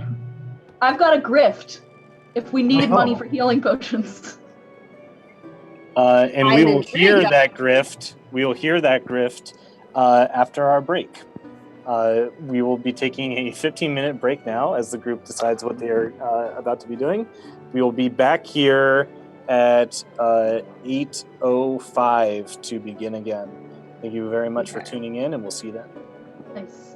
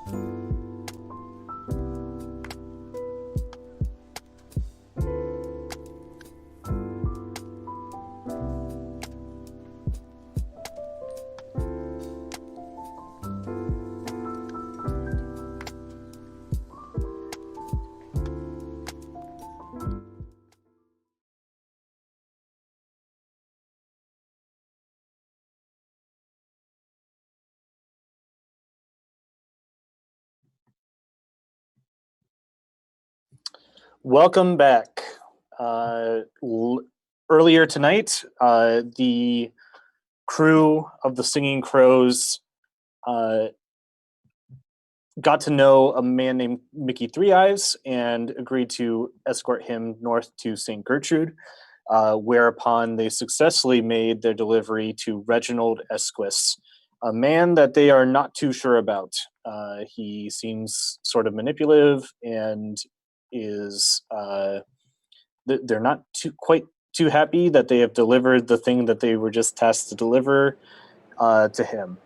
We last left off with our group as they planned to take on another job given to them by Esquis to track down a lost survey team. Glimmer brought up the possibility that they could all die horribly because they don't have any way to heal. And Ashrin had decided to propose the idea of a grift in order to procure a healing potion to ease Glimmer's worries. And that's where we're going to pick up back on the streets of St. Gertrude. It is mid to late afternoon, and the group is discussing the best way to move forward. So what did you have in mind with this grift, Ashrin? Oh dear. Oh, Really, welcome back. Ashrin, It's the blink spell. the Got it early. So, first things first, if we're doing this, we must first find out where exactly they sell healing potions. Is there an alchemist in this town? We have to case the joint. I would just like to point out that if we do this, every moment that we waste here, another one of them could die there. yes, but if we die as well, it's all for nothing. So True, and death is a common occurrence, as long as none of us get injured. that's very reassuring, Eidolon. Thank you. Believe it or not, I'm on your side. I just want us to get going. Well, right, we'll let's do make it quick. then. What is this script? Thank you, Idol. So you're looking for an apothecary? Yes. Yeah, somewhere that would sell healing potions. Yep. You look through town. You find a potion seller in one of those like little wagon train shops in the plaza, and printed on the side of the caravan is written Gazolda's Glamorous Goops. Love that. And there is a little old gnome lady with thick Coke bottle glasses and curly, spirally hair. Oh, And- I'm not going in yet. She can't see my face. Oh no, it's not an interior. It's on a Okay. cart. Okay, so it's like in a You marketplace. can see this from across the plaza. Okay. Now, She's like wearing an apron and has like a fresh baked tray of cookies in front of her. Yeah, that hurts. Now, A which one of cookie. you feels the most confident in your abilities of persuasion of the truth? So, lying or telling the truth? I am very good at talking. Persuading someone that you are telling the truth. whether or I not can it do is that. the truth. Not the point. I've done much of that in my time. I could do it. Okay. Please go over to her, see if there's anywhere else around. Ask if she has healing potions, but more specifically, ask about something else and emphasize that. Like you have a rash or something. I don't know. You're smart. You'll figure it out. Okay. What after comes after that? Then I will disguise myself, walk over there, cast suggestion, have her empty the contents of her cart to me, but I'm not going to do that if she doesn't have healing potions. Oh. Okay. You're going to So, have her you are empty- there.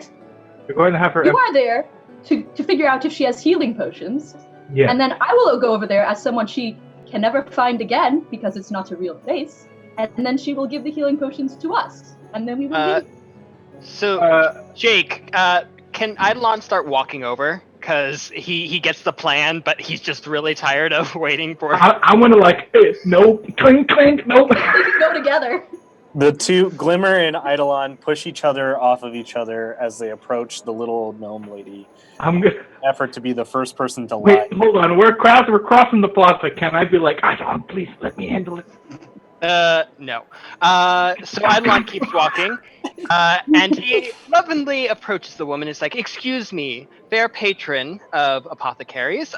Do you happen to have a potion of healing for my lovely friend here? Unfortunately, he has an unsightly rash, and we were wondering if that might take care of it." Also, if you have any armor polish for this one, clank clank clank clank clank. Oh, potions of healing. Healing. Potions of healing. Like to make dogs come. What? What? You know, like heal, like make a dog come to you. No. No. Oh my god, Jake! That was so powerful. Hey, Jake, we're too pudding brains to follow along with you.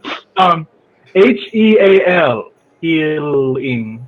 Oh, healing potions. Why did you say so? Yes, I've got many healing potions. Would you like a cookie? Yes. How much? Oh no, they're free. And she Oh, a perfectly warm and delicious smelling chocolate chip cookie.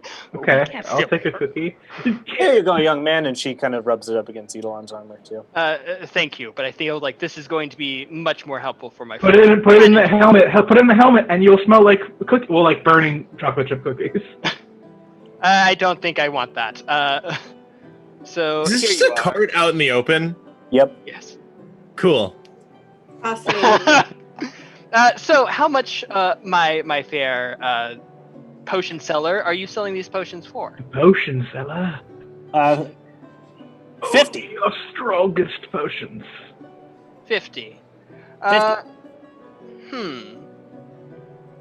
Unfortunately, I do not have that coin on me. If there's any way, are you still going to be here in about an hour or so? Oh yes, I'll be here all day. It takes a lot to get this ass moving. And she Nah. points to a donkey. Ha ha ha ha ha ha ha ha. Yes, very nice. So, if you don't mind, I do need to retrieve some funds, and then I will be back within the hour.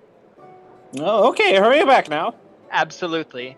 Good I day. just want you to know, ma'am, that we're looking for only your strongest potions. Oh, the strong ones cost 300 gold. No, okay. I believe one will do for your rash, good buddy. Let's be off.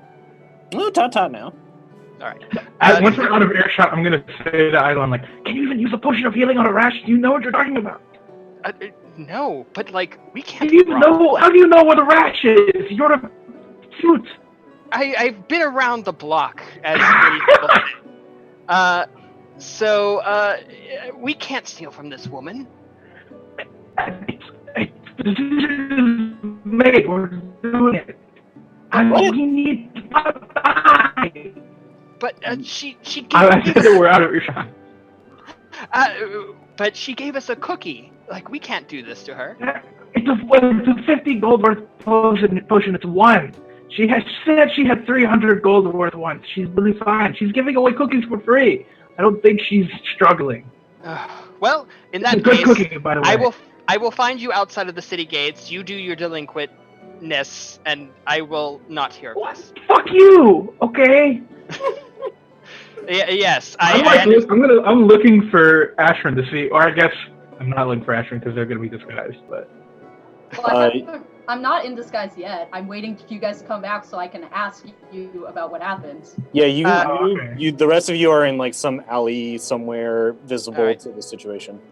So I approach Ashwin and say, "Yes, that kind old lady does have potions of healing. I will have no part of this. Good day." She has tasty cookies too. They're free. Oh, there's cookies. Yes. Don't wait. Wait until after, please. Okay. Weedy and I will get you one. And she has potions of healing. Yes, Yeah. in fact, good And one. you Go for the small one. yourselves in an appropriately non-suspicious manner. Yes, as far as I'm aware. Yes. Great. I'm gonna I'm gonna pull you a little bit aside, Ashran, and say, okay, this is just a safety measure. I prefer if you don't tell the other members that I can do this quite yet. But I'm gonna hover my hand on my forehead, being like, is it okay if I touch your forehead? And I'm gonna be like, okay. It's not harmful. It's not harmful, I promise. Okay. I'll touch your forehead, and I'm using my class feature to create a telepathic link. I guess I don't even have to touch you, so never mind. I can create a telepathic. I'm creating a telepathic link with you. Until the link ends, I can telepathically speak to you for 10 minutes. You can talk back also. But you hear, I'm like standing in front of you. Why is this helpful now? Hold on. I'm standing in front of you with like not moving my mouth, and you hear Okay. my voice. You hear my voice, and you hear like another little voice very faintly behind it. That's definitely not my voice, but most prominently is my voice.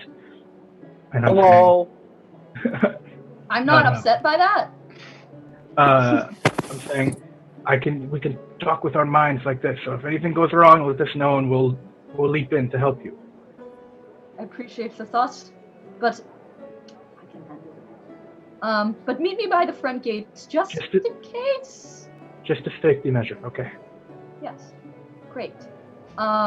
Cool. And I would like to cast Disguise Self on myself, and turn into what looks like an old wizardy guy, like a Gandalf-looking guy. Okay. Just a plain old Gandalf-y looking guy. And then I want to head back over to the cart. And is there anyone at the cart right now? There is Gazolda, who is the elderly gnome, and she's currently checking out like a potion for some other guy dressed in like modern armor. Great. And we're in a crowded marketplace. It's not crowded, but there are people there. There are people within 20 feet of us. 20 feet, no, probably like 40. Okay. I'd like to come over and just like indicate, be like, I'm I'm just browsing. While the other guy's checking out and just kind of peek around a little bit and kind of wait for him to leave. Oh yes, dear, I'll be right with you. And Great. you wait for the transaction to complete. She, turns back to you. Is that you, Harold? No, you must be thinking of my brother. I do have a brother named Harold. But Well, tell yes, Harold he's late on his payments. I sure will. And then I cast sleep. Oh, wait, what? You never got a cast suggestion! Well, this is better because I save a spell slot and suggestion's the backup. Roll your HP. Yeah. I'm gonna roll all these guys. Oh my god. What is it? 64? If she's higher than that, then it's suggestion. Don't worry about it. It's like 66. It's like a lot of D6. No, it's a Oh, okay. D8. I have it's to D8. pull up which one it is. Sorry. It's 5d8 D8. Yeah, and it has to beat her. HP. I hope that this woman is not a demon in disguise. Well, that's what suggestion is for, Nico. Okay. Nice. That's not bad. Would you roll? 24? Just enough as her eyes roll into the back of her head. This probably marks the first time sleep has ever worked in a campaign I've run. Oh man. Nice. It's not for combat; it's for fun. Yes, knocking out your friends. It's a good thing Gwydion didn't follow you to get a cookie, because I think his HP is 22. Cool. So behind the cart, I'd love to start grabbing some potions, stuffing them in my bag. You're just fucking taking whatever potion. I'm not taking all. Give me a second. I would love to do. I should have asked which one was a healing potion. But that's my fault. My fault. Can I make an Arcana check to try to guess what the healing potions are? Yeah, so I need Litter, two. can you hear what's happening? Are you? I can't. No, you have to talk to me in my brain. I need two things from you, Ashrin. I need a deception check to play it cool in case anyone looks over at what you're doing. Yeah. And I also need a Arcana check to see what the potions are. I hear the panicked voiceover in Ashwin's head right now. It's like, oh shit. Get the red one. That's a potion of fire breathing. Deception check? Yep. Ooh. Hell yeah, brother. Yes. Grandma just had a slip and I'm helping her out. Wow, that's a lot. Yeah. So with deft hands and with a cool mind, that's how many times have you performed this grift before? Not on a grandma before. Not on a grandma. Sleepy time. Yeah, sleepy time grift. The sleepy time grift's been done. Yeah, you managed. You think you got the ability to pull 5 potions. Okay, and so that's for deception. What did you want me to roll for the other one? Arcana or perception? Arcana's to know which potions to get. Okay. Okay.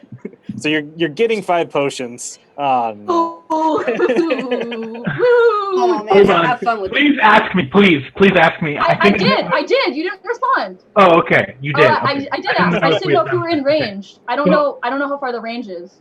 It's like infinite. Okay. Yeah. I'm just like. Just for 10 minutes. Things are going wonderfully well. Now, did you see which one the healing potion was? Yes. Can you describe it to me visually? It's the triangle bottle. It's kind of like it looks like tomato soup inside. Great. Like with basil or No, chunky or just like smooth? like Campbell's, like out the can. So like before you put in the water or milk. Just stop. Is this helpful? Do I get a healing potion? You find what did I say? You can get 5. Yeah. You see. Do you have a pencil ready? Because I'm about to describe do. some things. Hello, sorry. you find one that is kind of like shimmery and glowing red. It kind of looks like fire in a bottle. Mm-hmm. You see one with it's like a light red liquid with a little pink ball in it, and the pink ball is kind of like expanding and shrinking like a heartbeat. Mm-hmm. You see one that looks like it's constantly boiling, I love that. also red. You find one that's kind of like soupy and red, very viscous. Is it in a triangle bottle? And then you find another one that is kind of light pale pink, and it kind of looks like Pepto-Bismol. Cool. So those are the 5 you find. Great. And I Skype back to Glimmer, and I'm like, we've got them. Ask anyone else if they wanted a cookie besides Gwydion, and I'll meet you guys at the front gates.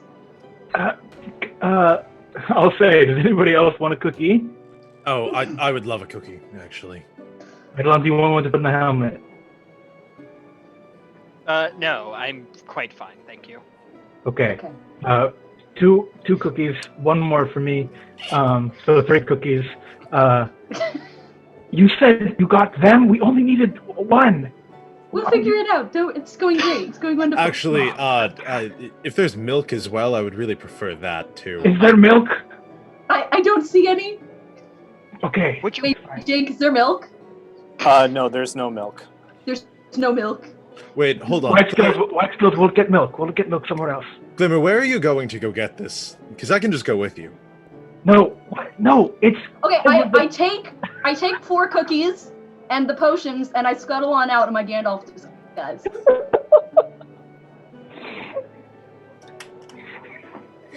Say again?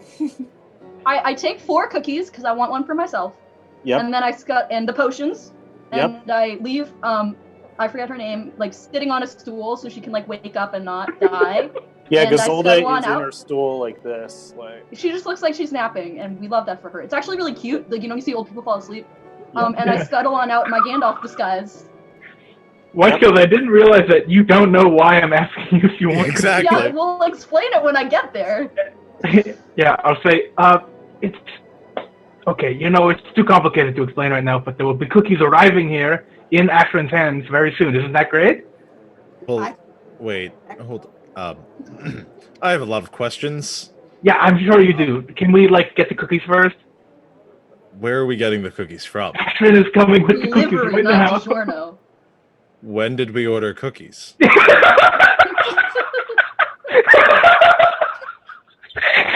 My dear boy, they will be a gift.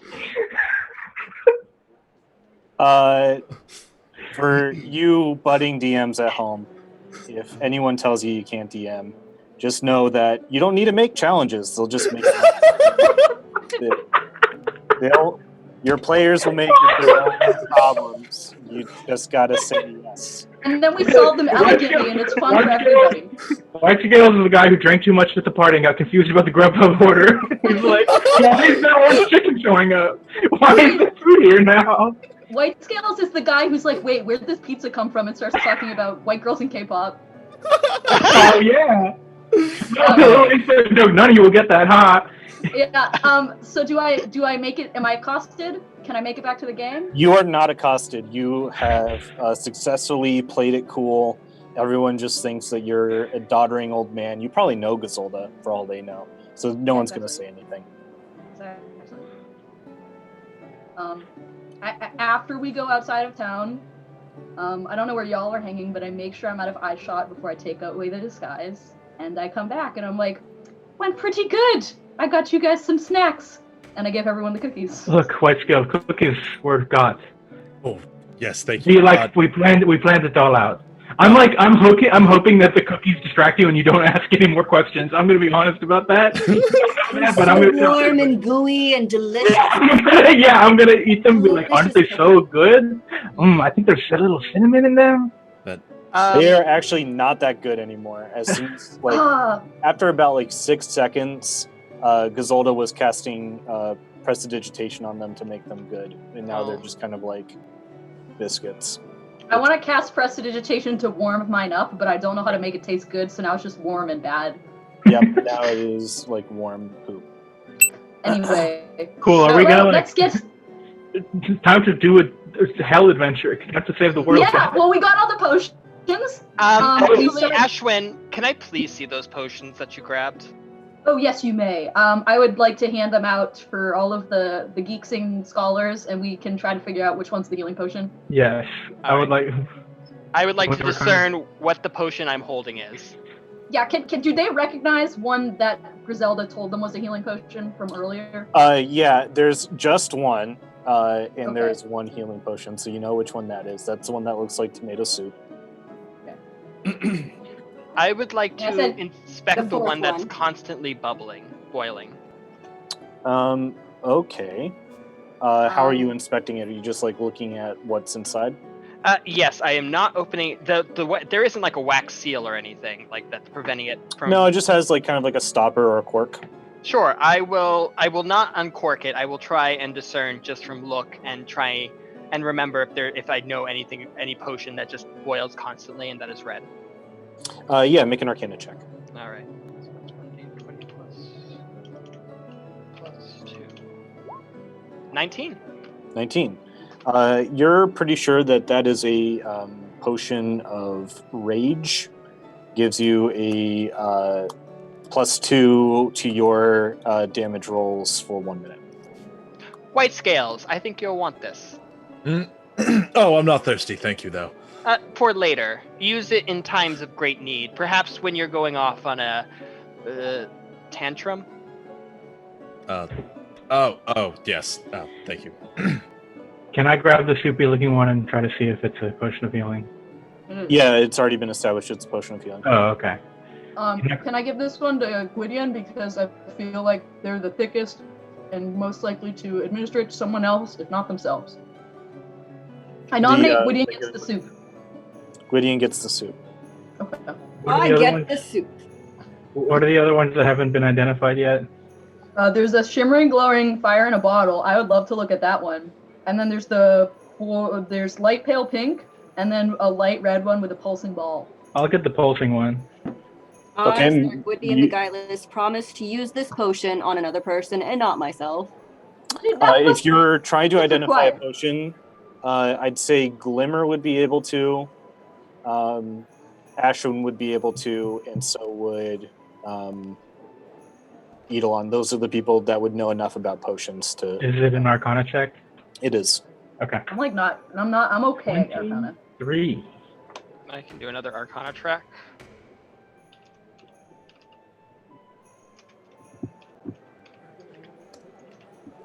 That one's only a 9. Some of us are min-maxed for glyphs and not magic. So which one were you inspecting, Glimmer? The one with the pulsing pink thing in it? That is a potion of Enlarge.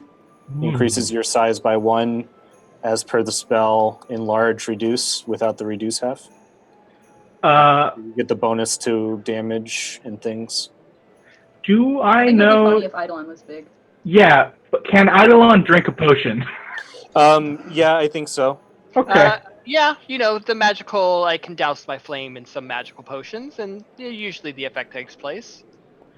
Okay. I'll hold the one out to you, Eidolon, and say, this one will make you even bigger, if you want it. I would also give it to that one, and I'll point at white scales, but I think I'd prefer you have it. It would just be nothing against you, white scales. Just, I think it would be cooler. I'll hold on to it, but I don't think I'll need much use for it. Can I scope this fire in a bottle one? Yeah, you can roll an Arcana check.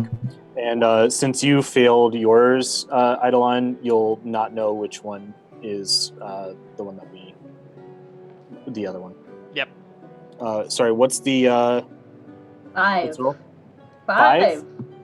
No idea, man. No. It's probably a potion of, start a fire or something. Or something. I'll be like, well, this doesn't seem to be my specialty. Glimmer, have you seen this pink one? There's a pink one that we haven't checked yet. Can I check the pink one? You can roll one more since you passed your other one, but if you fail, you won't be able to. 16.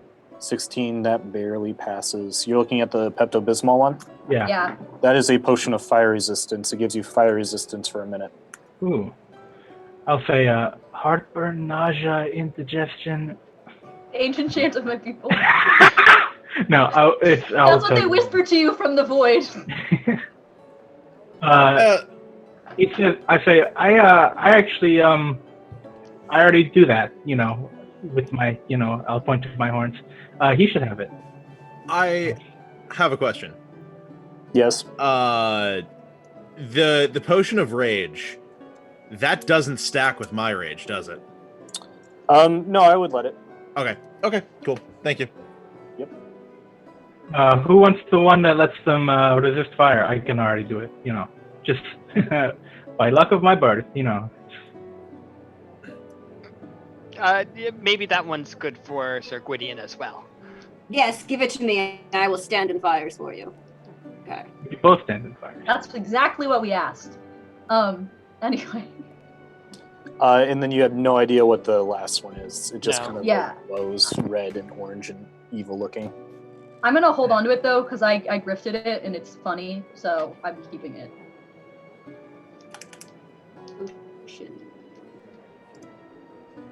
Cool. Are we on our way to the Let's go on our quest! Yes.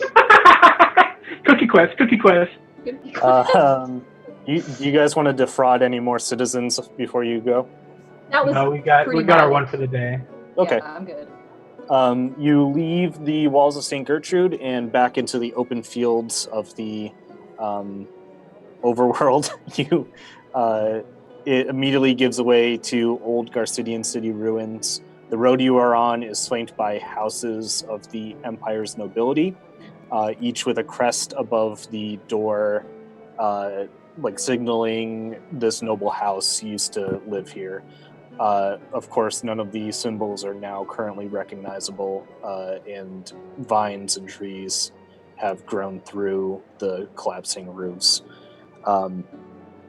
You travel for most of the day uneventfully until the sun begins to set, the streets begin to widen, and you can see an open plaza. It's very massive, stretching out in front of you. At the top of the plaza, across the way from you, is a large Gothic-style cathedral with red stained glass in a similar rose pattern that you saw on the tower in St. Gertrude. There's no light in the windows in this building, and it seems mostly abandoned. As you are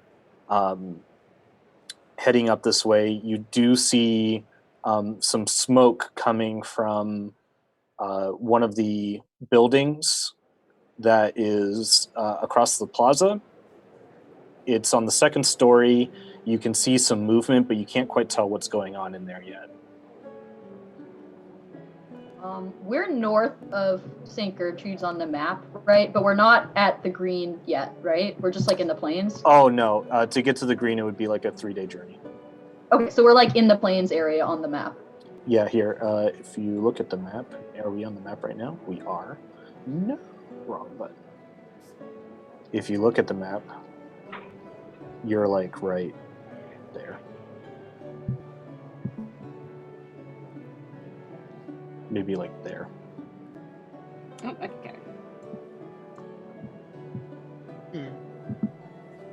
Okay, just wanted to know.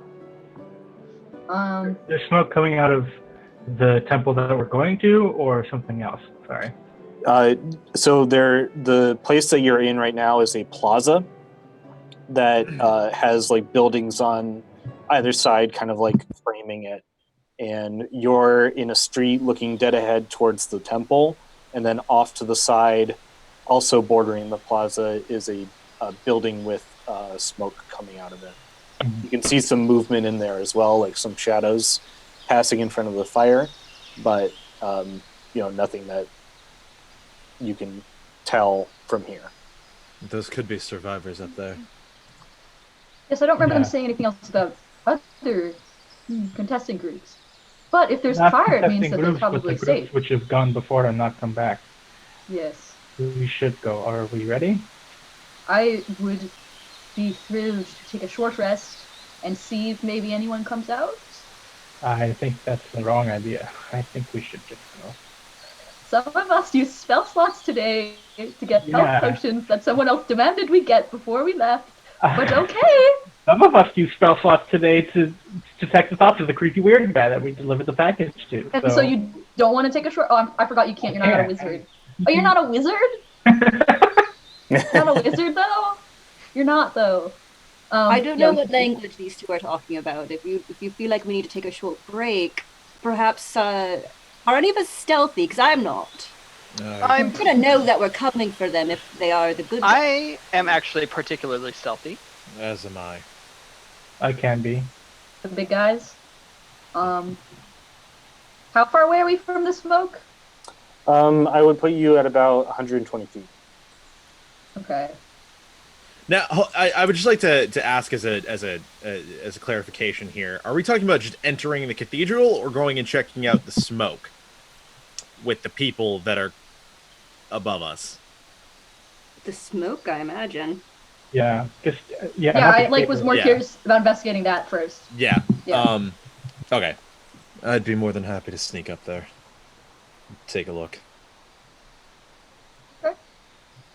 Would you like to do that? I would like to do that. Who else is going? Is anyone else going? I will also go. I'm very bad at that. I'd prefer not to. Split the I party. want to keep you guys away. Split the party. Okay, I'll go and be loud. Well, should we? No. Should we have you both scout out, and we can be like, I don't know, 80 feet behind? Yes, just stay close.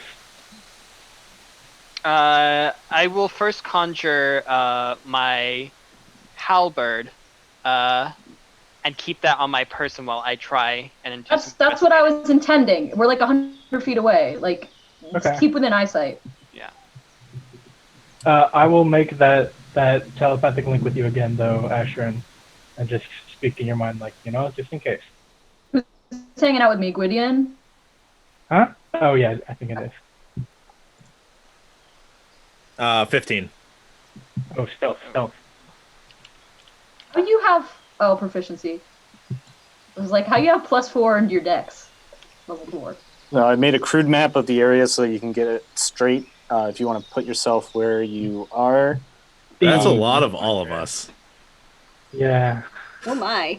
Are there copies of us everywhere? What? There's like 1 million tokens on the screen. Oh, no. We. You should be able to delete the excess ones that are yours. Okay. I can't see any of those. Okay, I deleted too. How are there so many? I was having some issues with Roll20 earlier, allowing me to put your tokens on. I can't access mine. Okay. Mine's on the wrong layer. I can grab one of mine, but not all of them. Yeah, All I right, can use mine screw at the this. bottom. We're going back to the big.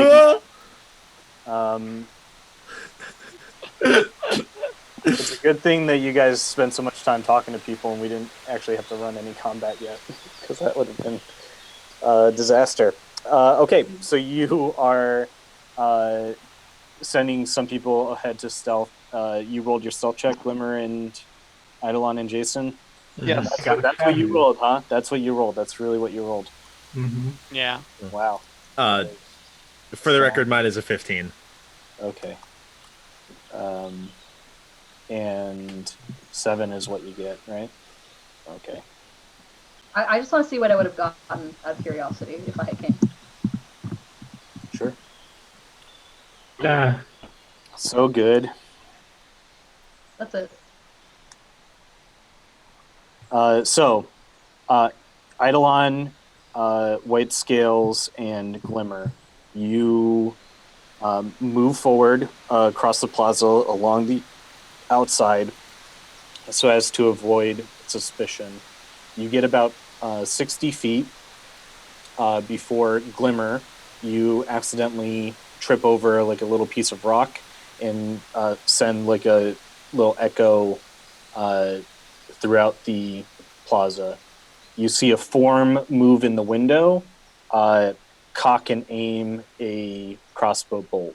In the low light of the evening air, you can't quite tell like what this person looks like, and they're also like kind of backlit by the fire that you saw in the second story. I would like to just sprint as quickly as I can towards the window to get kind of out of the. Is the wind like right above us, or is it ahead of us a little bit? You managed to get 60 feet, so there's 60 feet left between you and this guy. Question. What does Devil's Sight see, by any chance? That's dark vision. So you Dark vision yeah. up to I also 120 have feet. dark vision. I also have dark vision. to 60 feet. Yes. I'm 120. So my home campaign, I removed dark vision from everyone, so I sometimes forget that people have it. Sorry about that. So you do see it's a person in kind of like light leather armor. The elbow he has propped up against the window has a silver armband on it. Oh, okay. Oh.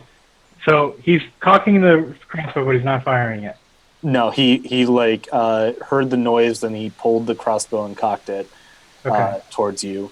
Wade Scales, are you still looking to do that same course of action, or do you want to change knowledge? I would like to shout out instead. You're with the Dark Suns, correct? Aye, who the hell are you? Singing Crows, here to save you. Here to save us? You know what's going on here? And that's when I kind of turn back towards Glimmer and kind of like beckon him forward. I'll respond to my cue. I'll say, no, we don't. We were hoping you would tell us. It's good to see someone is alive here. You're not going to gut us, are you? No, we came to help. You were hired by Reginald, right? That's right. Yes, well, he hired us to rescue you, so same side. You got medicine? Some. No, you're not going to make us do this. You're not going to make us spend our potion that we'll heist to get on the guy who's not us. You don't need to do anything. Do you have injured? He looks back and then motions you forward. Is there anyone else with you? Yes. And then I'm just gonna call out as loud as I can to Sir Gwydion and make sure that they come over safely.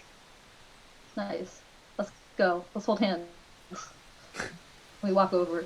Yes, we walk over. I want to ask him though before we step forward, like, what happened here? Can you tell us?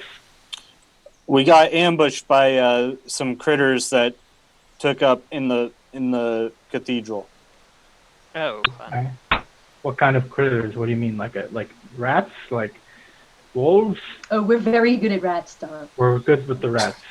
They were like, well, come on up and we'll talk about it. Okay. And Can I do insight? Can I do insight on that? Yeah, I would actually like also that. like to do that. I don't What's trust this? I will just walk straight up. Okay. I have No a insight huge, required. a Cool. big ass I'm halberd, hesitating. so I'm not worried. 13.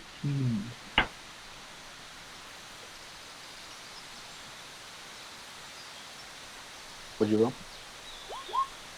Ooh.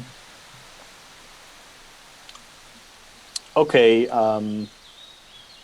Ashrin, you don't detect anything like uncouth. These people don't seem particularly cunning. Yeah. If you were, if anything, that he sounds like a little bit desperate. Yeah. Okay. But It's not like he doesn't sound like he's setting up for an ambush or anything. No, it sounds like he just wants to like stop yelling across the plaza. Yeah. Okay. Let's go. You head up to the building. It's got a broken up and destroyed first floor. The stairs head up, and you can smell as you get closer the smell of a campfire. You walk up the stairs and note along the way that there are some blood stains there. And by the time you crest it, you can see a young human man sitting on a stool with his crossbow still pointed in your direction, but it seems like out of caution more than anything.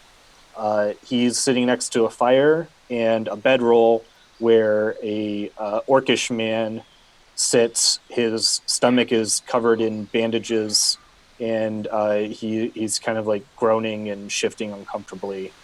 There's a blood stain there. Does the orcish man also have the silver armband? Yes. There's only two of them, though. There's only Where's two. the third? Yeah. I'm Thomas. This here is Douglas. We were sent here by Reginald. You guys were as well? Well, hold Yes. on. Reginald said he sent 3. What happened to the third? Well, that's my brother Remus. He's he got took. No, Right. sorry to hear that. Bye, guys. So you got to know, we were up here and we set up camp here in an effort to, go into the cathedral later. But during the night, we got attacked by, they were just these terrible smelling little men, about this tall, and he motions to about 3 feet off the floor. They had spears. They were cackling in a language I didn't understand, and they threw nets at Remus and dragged him into the church. And then, they stabbed us a little bit. We managed to gut a few of them, but they escaped. And now you see they got Doug, and we haven't been able to move here since. Little men, you said, like a gnome or like something else? Did they have human faces? It was real dark. They were kind of pointy, and a few of them bit us. And he shows you a mark on his arm. It's narrow teeth, almost like a dog bite. They have scales? Did you see that? Yeah, I think I did actually. I think there was some glimmers. Like me, but much smaller. Yeah, not that wouldn't be. That would be a good way to put it. I see. Sounds like it might be a kobold of some sort. All those funny guys. Where's the survey team? We didn't. Also taken? We didn't see any of them. We noticed some blood marks on the stairs when we first got here, and we were going to go in, but then this happened. You got. Yeah. Do you guys have any medicine? Doug is in a real bad way. I want to start flim-famming and be like, oh, let me take a look. And I just want to see if he's about to die and whether or not we have to use the healing potion. I would like to do a medicine check. Do any of you have bonuses to medicine? No, I do. Okay. I have one. Just because I have. I'd like to approach him saying, I've had some training in the medical field. I do not mind looking at him. Oh, go ahead. All right. Yeah, you can make your medicine check. Austin, you're wearing your Bastion hoodie. Perfect Yes. for the On character brand. you play. Oh. Yeah. I lied. I don't have nature, but it's okay. It's fine. It's No, not- it's it's medicine, medicine. not nature. Oh, medicine. Nope. I don't have medicine either. I was, Well, I have a +1 to medicine, so I'll attempt. sure. I'm not trying to heal him. I'm just trying to see if he's about to die. Sure.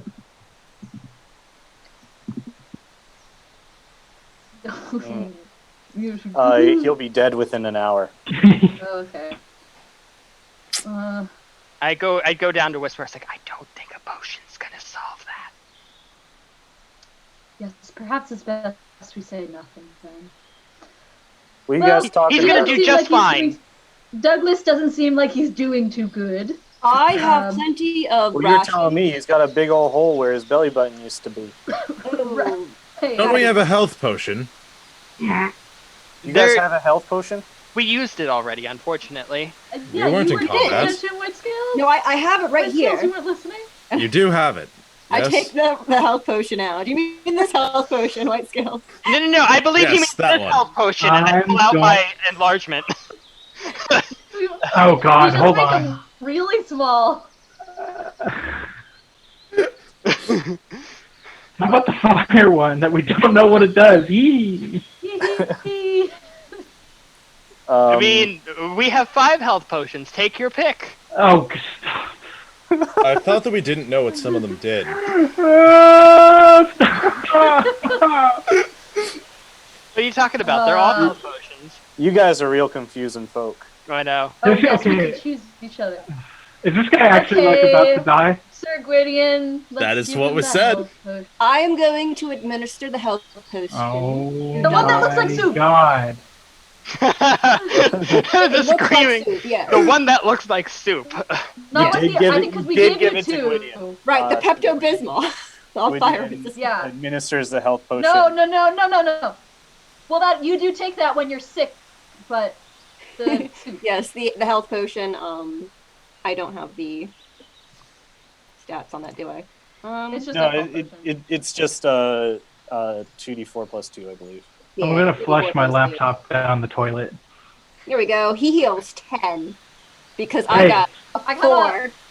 Great, I'm so happy for him. Out of curiosity, how much did Sir Reginald Askies offer you to survey on the survey team? I kind of. What? He's you're like healing his friend who he's pretty sure was about to die, and you're asking him about like his money situation, and Of he's a little bit. course, we're all he's a little bit mercenaries taken here. aback. This is Um, normal talk. Oh, it was like 300 or something. I kind of would like to put my arm or like on Glimmer's shoulder and be like, "We can always do another one." Guys, surprise! So I'm actually switching characters to Douglas, so I'm playing Douglas now. Good call. oh, Douglas is a level 46. Yeah. Mega Taurus. fighter. Yeah. I'll turn to you, Ashwin, quietly and say like, listen, I'm happy to do a good thing. It's just I don't want to also die, you know? I agree, We have the other ones, But- maybe they'll be useful. but some of our less Sethy Posse members, I would rather acquiesce to health potions than have to fight a dying man and his best friend. Actually, I don't think they for the would. record, I would like to point out that all of you could tell that wasn't my normal naivete. That was Yeah. that was targeted and intentional while playing dumb. Oh, You all that's you all an saw insight that. check.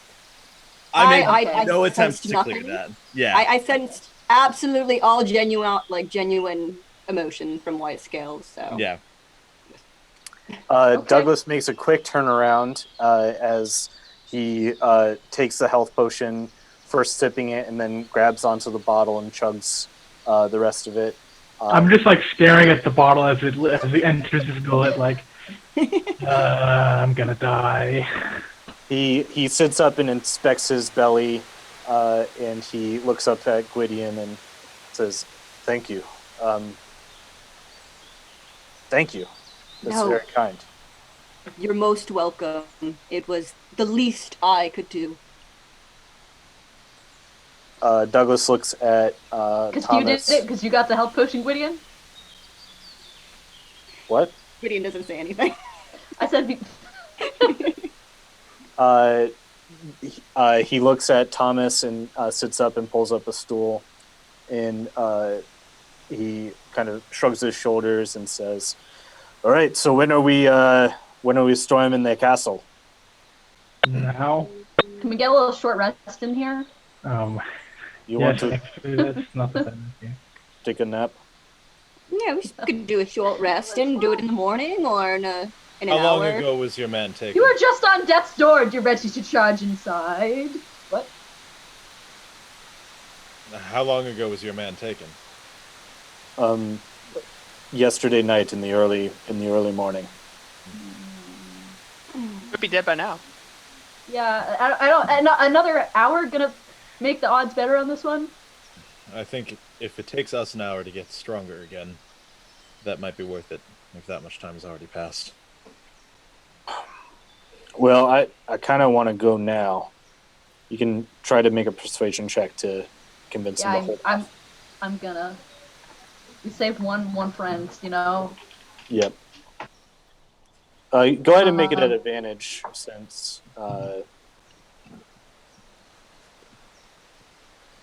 he owes you his life. Cool. So both of these have plus 5, so 23. 23. Yeah, I'd be like, you know, I understand your concern about your friend, but to give us the best odds of making it out alive and saving your friend, I do need a nap. It's not particularly persuasive. All right. Cool. Ba-ding! Well, Persuasion get. Now I have all my spell slots back. During our rest, I'm gonna approach White Scales, sort of like off to the side, and like, I assume if White Scales is sitting down, I am, as I've established, a short king, and so I probably only just have to lean down to get base level with him if he's sitting down. Yeah, probably. And I'll like say quietly like, "Hey, friend, do you want me to teach you how to lie better? You know, I don't like it myself either, but if it helps, you know, us all stay alive, it might be useful." Yes. What should I lie about? It doesn't really work Anything like that benefits you materially. Listen, like I understand you wanted to do a good thing for that man, and I'm over it now. Trust me. Okay, maybe not all the way, but I'm in the process. Okay, but when there is something that if you lie about something in such a way where it helps you stay alive, that is a good thing. A good skill to have. I know that like you can just, you know, cut the man in half if he gets in your way, but there are more subtle ways to do it. I suppose I could use some extra lessons in deception. Can I make a deception roll for that? Yep. I'm gonna give you a test phrase, which is like, okay, I want you to say this: the fish was delish, and it made quite a dish. If anyone in the chat catches my sick reference, please let me know. I got a 5 on the I could use more. I could use more. So my attempt was to lie there, but it did not. It did not work.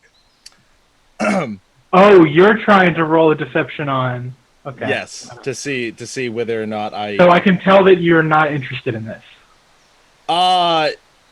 It was, the intention was more that I was attempting to disguise the fact that I do know how to lie. Okay. So I detect that you already have the skill, you just intentionally were not using it. Yes. Okay. While we're vibing, this is something I forgot to check on. During last week's session, Sir Gwydion talked about how they lost their hat fighting the rats, and we could all see their ears. Have you found a replacement hat? Are you vibing ears out? Oh, yeah, yeah, kind of my hair is kind of trying to cover the other ear. The other one's very mangled. It's pierced and stuff. But yeah, the moment that their really freaking cool hat fell off in the sewers with the rats was So you're not long. You're not actively hiding it, but it's not like obvious. I really need a new hat. Yes. Okay, just checking. Yeah. Let's go fight some guys. Good. We rest for an hour, Yeah. Yep. and now we can storm the castle. Now you can Power storm the down. castle. Cathedral. Cathedral. They're all the same, aren't they? So the low light of twilight turns into darkness. And just to give everyone a heads up, we're probably planning on going for like another 12 to 15 minutes here because we started late. You head down with Thomas and Remus, not Thomas and Remus, Thomas and Douglas, down towards the plaza and towards the cathedral. The doors to this place are large and made of wood. The most prominent thing about them is a crude painting of a large man with bright red tendrils for hair and gray tendrils for a beard. His belly is large and bears a large, solid black circle in the center of it. Some paint next to the figure has some characters in Draconic, and these scrawlings kind of happen at the 2-foot level all around the exterior of the temple. Who here reads Draconic? That would be me. I can comprehend Okay. Draconic. All the Draconic... so the Draconic next to the painting of the man with the red tendrils for hair and the gray tendrils for a beard says, all hail Rambling Bones the Devourer. And from like the language, you can tell that the like honorifics and articles used to describe this figure are the ones that someone would use for like a god figure. Okay. That's strange. What is? It mentions something about Rambling Bones the Devourer. It appears to be talking about some kind of god. I mean, it is a temple. I would assume. This looks like new stuff, right? It's not Yeah, part of the does original the name ring temple. any bells? No, it's nothing that you've ever studied before in like religion or your knowledge of history of gods, anything like that. You could Eidolon, you could make a history check. Sure. You're forgetting my secret backstory where I was raised by kobolds. Rambling Bones the Devourer is my favorite blues musician. History. Well, that's the D20. That's a 9. 9. You don't have any like recognition of this figure. Ashton, were you seriously raised by kobolds? No, that was a goof. That was a goof. I can't tell goofs from. I do have another character who was. That's why I thought it was funny, but it wasn't funny. So. It was a kobold raised by kobolds, right? No, it was a human raised by kobolds. Oh, okay. Well, I guess I have 2 characters raised by kobolds. There you go. Interesting. No, so you don't recognize this figure. It doesn't appear to like have any religious significance to you, and you've like not seen anything like this before. Okay. Weird. Well, this looks very foreboding for a front entrance. I would like to take the side entrance, I think. Is there a side entrance? There are windows. How high are the windows? Probably about like 5 feet up, and various like state of like being broken. So you could try to get through. It'd be difficult to get through without shattering any more glass and like making an alert. But the option's available. Front door it is. To peek through one of the windows, though, to see inside. Make a perception check. Do you have Okay. any light or dark vision I ability? do have 60 feet of dark vision, Okay. Oh yeah, because you're. Mhm. but I don't have very good perception. Does someone not have dark vision? Really? Really? Thank Dragonborn you, now. Roll20. Can I also make a perception check What are you perceiving? to look through the windows to see what You I want to see? look through the windows next to Gwydion? Yeah. Okay. Dragonborn do not have dark vision, right? No. This Dragonborn does. Yeah, he does. 11. 11. So you both see a very empty and ruined temple. There are cracked pillars that are currently laying across the ground. There are the statues of the gods that flank the walls. No sign of movement coming from within. But White Scales, you do notice that on the front door there is like a little rope that comes out from underneath one of the doors and like heads over and behind like a pile of rubble. Does it look like a trap? It looks like it's meant to do something when the door opens, but you don't know what. So it looks like there may be some kind of trap or pulley or something back there. When the door opens, it looks like it'll pull that rope through the rubble. The door is closed. It's not like slightly open, right? Yeah, the door is closed. Right, well, I think it's time to bust out some windows and help people through. Hold on. That'll be loud. Is the There glass are still in the holes. windows? There are holes in the windows. You just need to pass an acrobatics check to get through without How- breaking anymore. How far away from the edge of the window is like the whole pulley system? I would say like 10 feet. 10 feet? Okay, I'm gonna cast Mage Hand. So like a little like pale purpley violet spectral version of my hand just projects out from my hand. I'll try to, I don't know, disarm it. Do I ever even understand what this thing is supposed to do? All you can see is a rope heading from the door up and over a pillar, and then it vanishes there. You have no idea what it does. Can I try to make a check to try to understand what it does? Roll a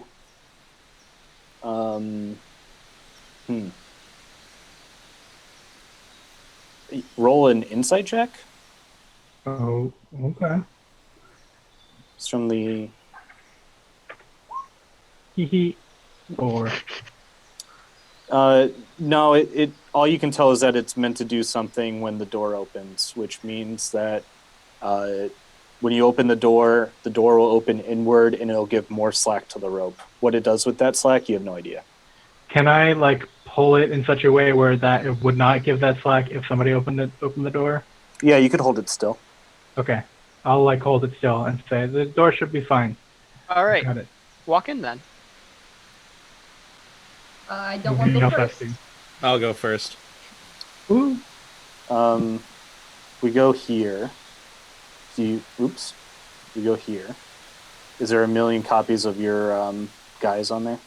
There is No. just one of There's 2 Ashrins. yeah. But that's Son it. of Secret. Oh no, I gave away your backstory. Ashrin, just take that other Ashrin and I've store not her. seen either of them just yet. Oh, there it is. Just store them somewhere because I can't see them. I can't interact with the extra one because it's not interactable by me. That is a with Roll20 goof. Roll20 is punking us. I have this one. This so- one I can't do. We'll figure this out later. Okay. So start your marching order with the first person being here, please. I can't be in the marching order, so I'll be at the furthest back. You're like here. Sure. You, White Scales, open the door, and the rope gives off a little bit of slack. Glimmer, you can feel weight beginning to pull on the rope, but you manage to keep it steady as all the members of your team get through the door, including Thomas and Douglas. And this is a pretty good spot to leave off, actually, before we get into any more exploration or things like that. So the team gets through the door and close it behind them to leave the slack off the bell, and then Glimmer can climb through the window. Make an acrobatics check. Actually, I'm not too bad at this. Let's see. Okay.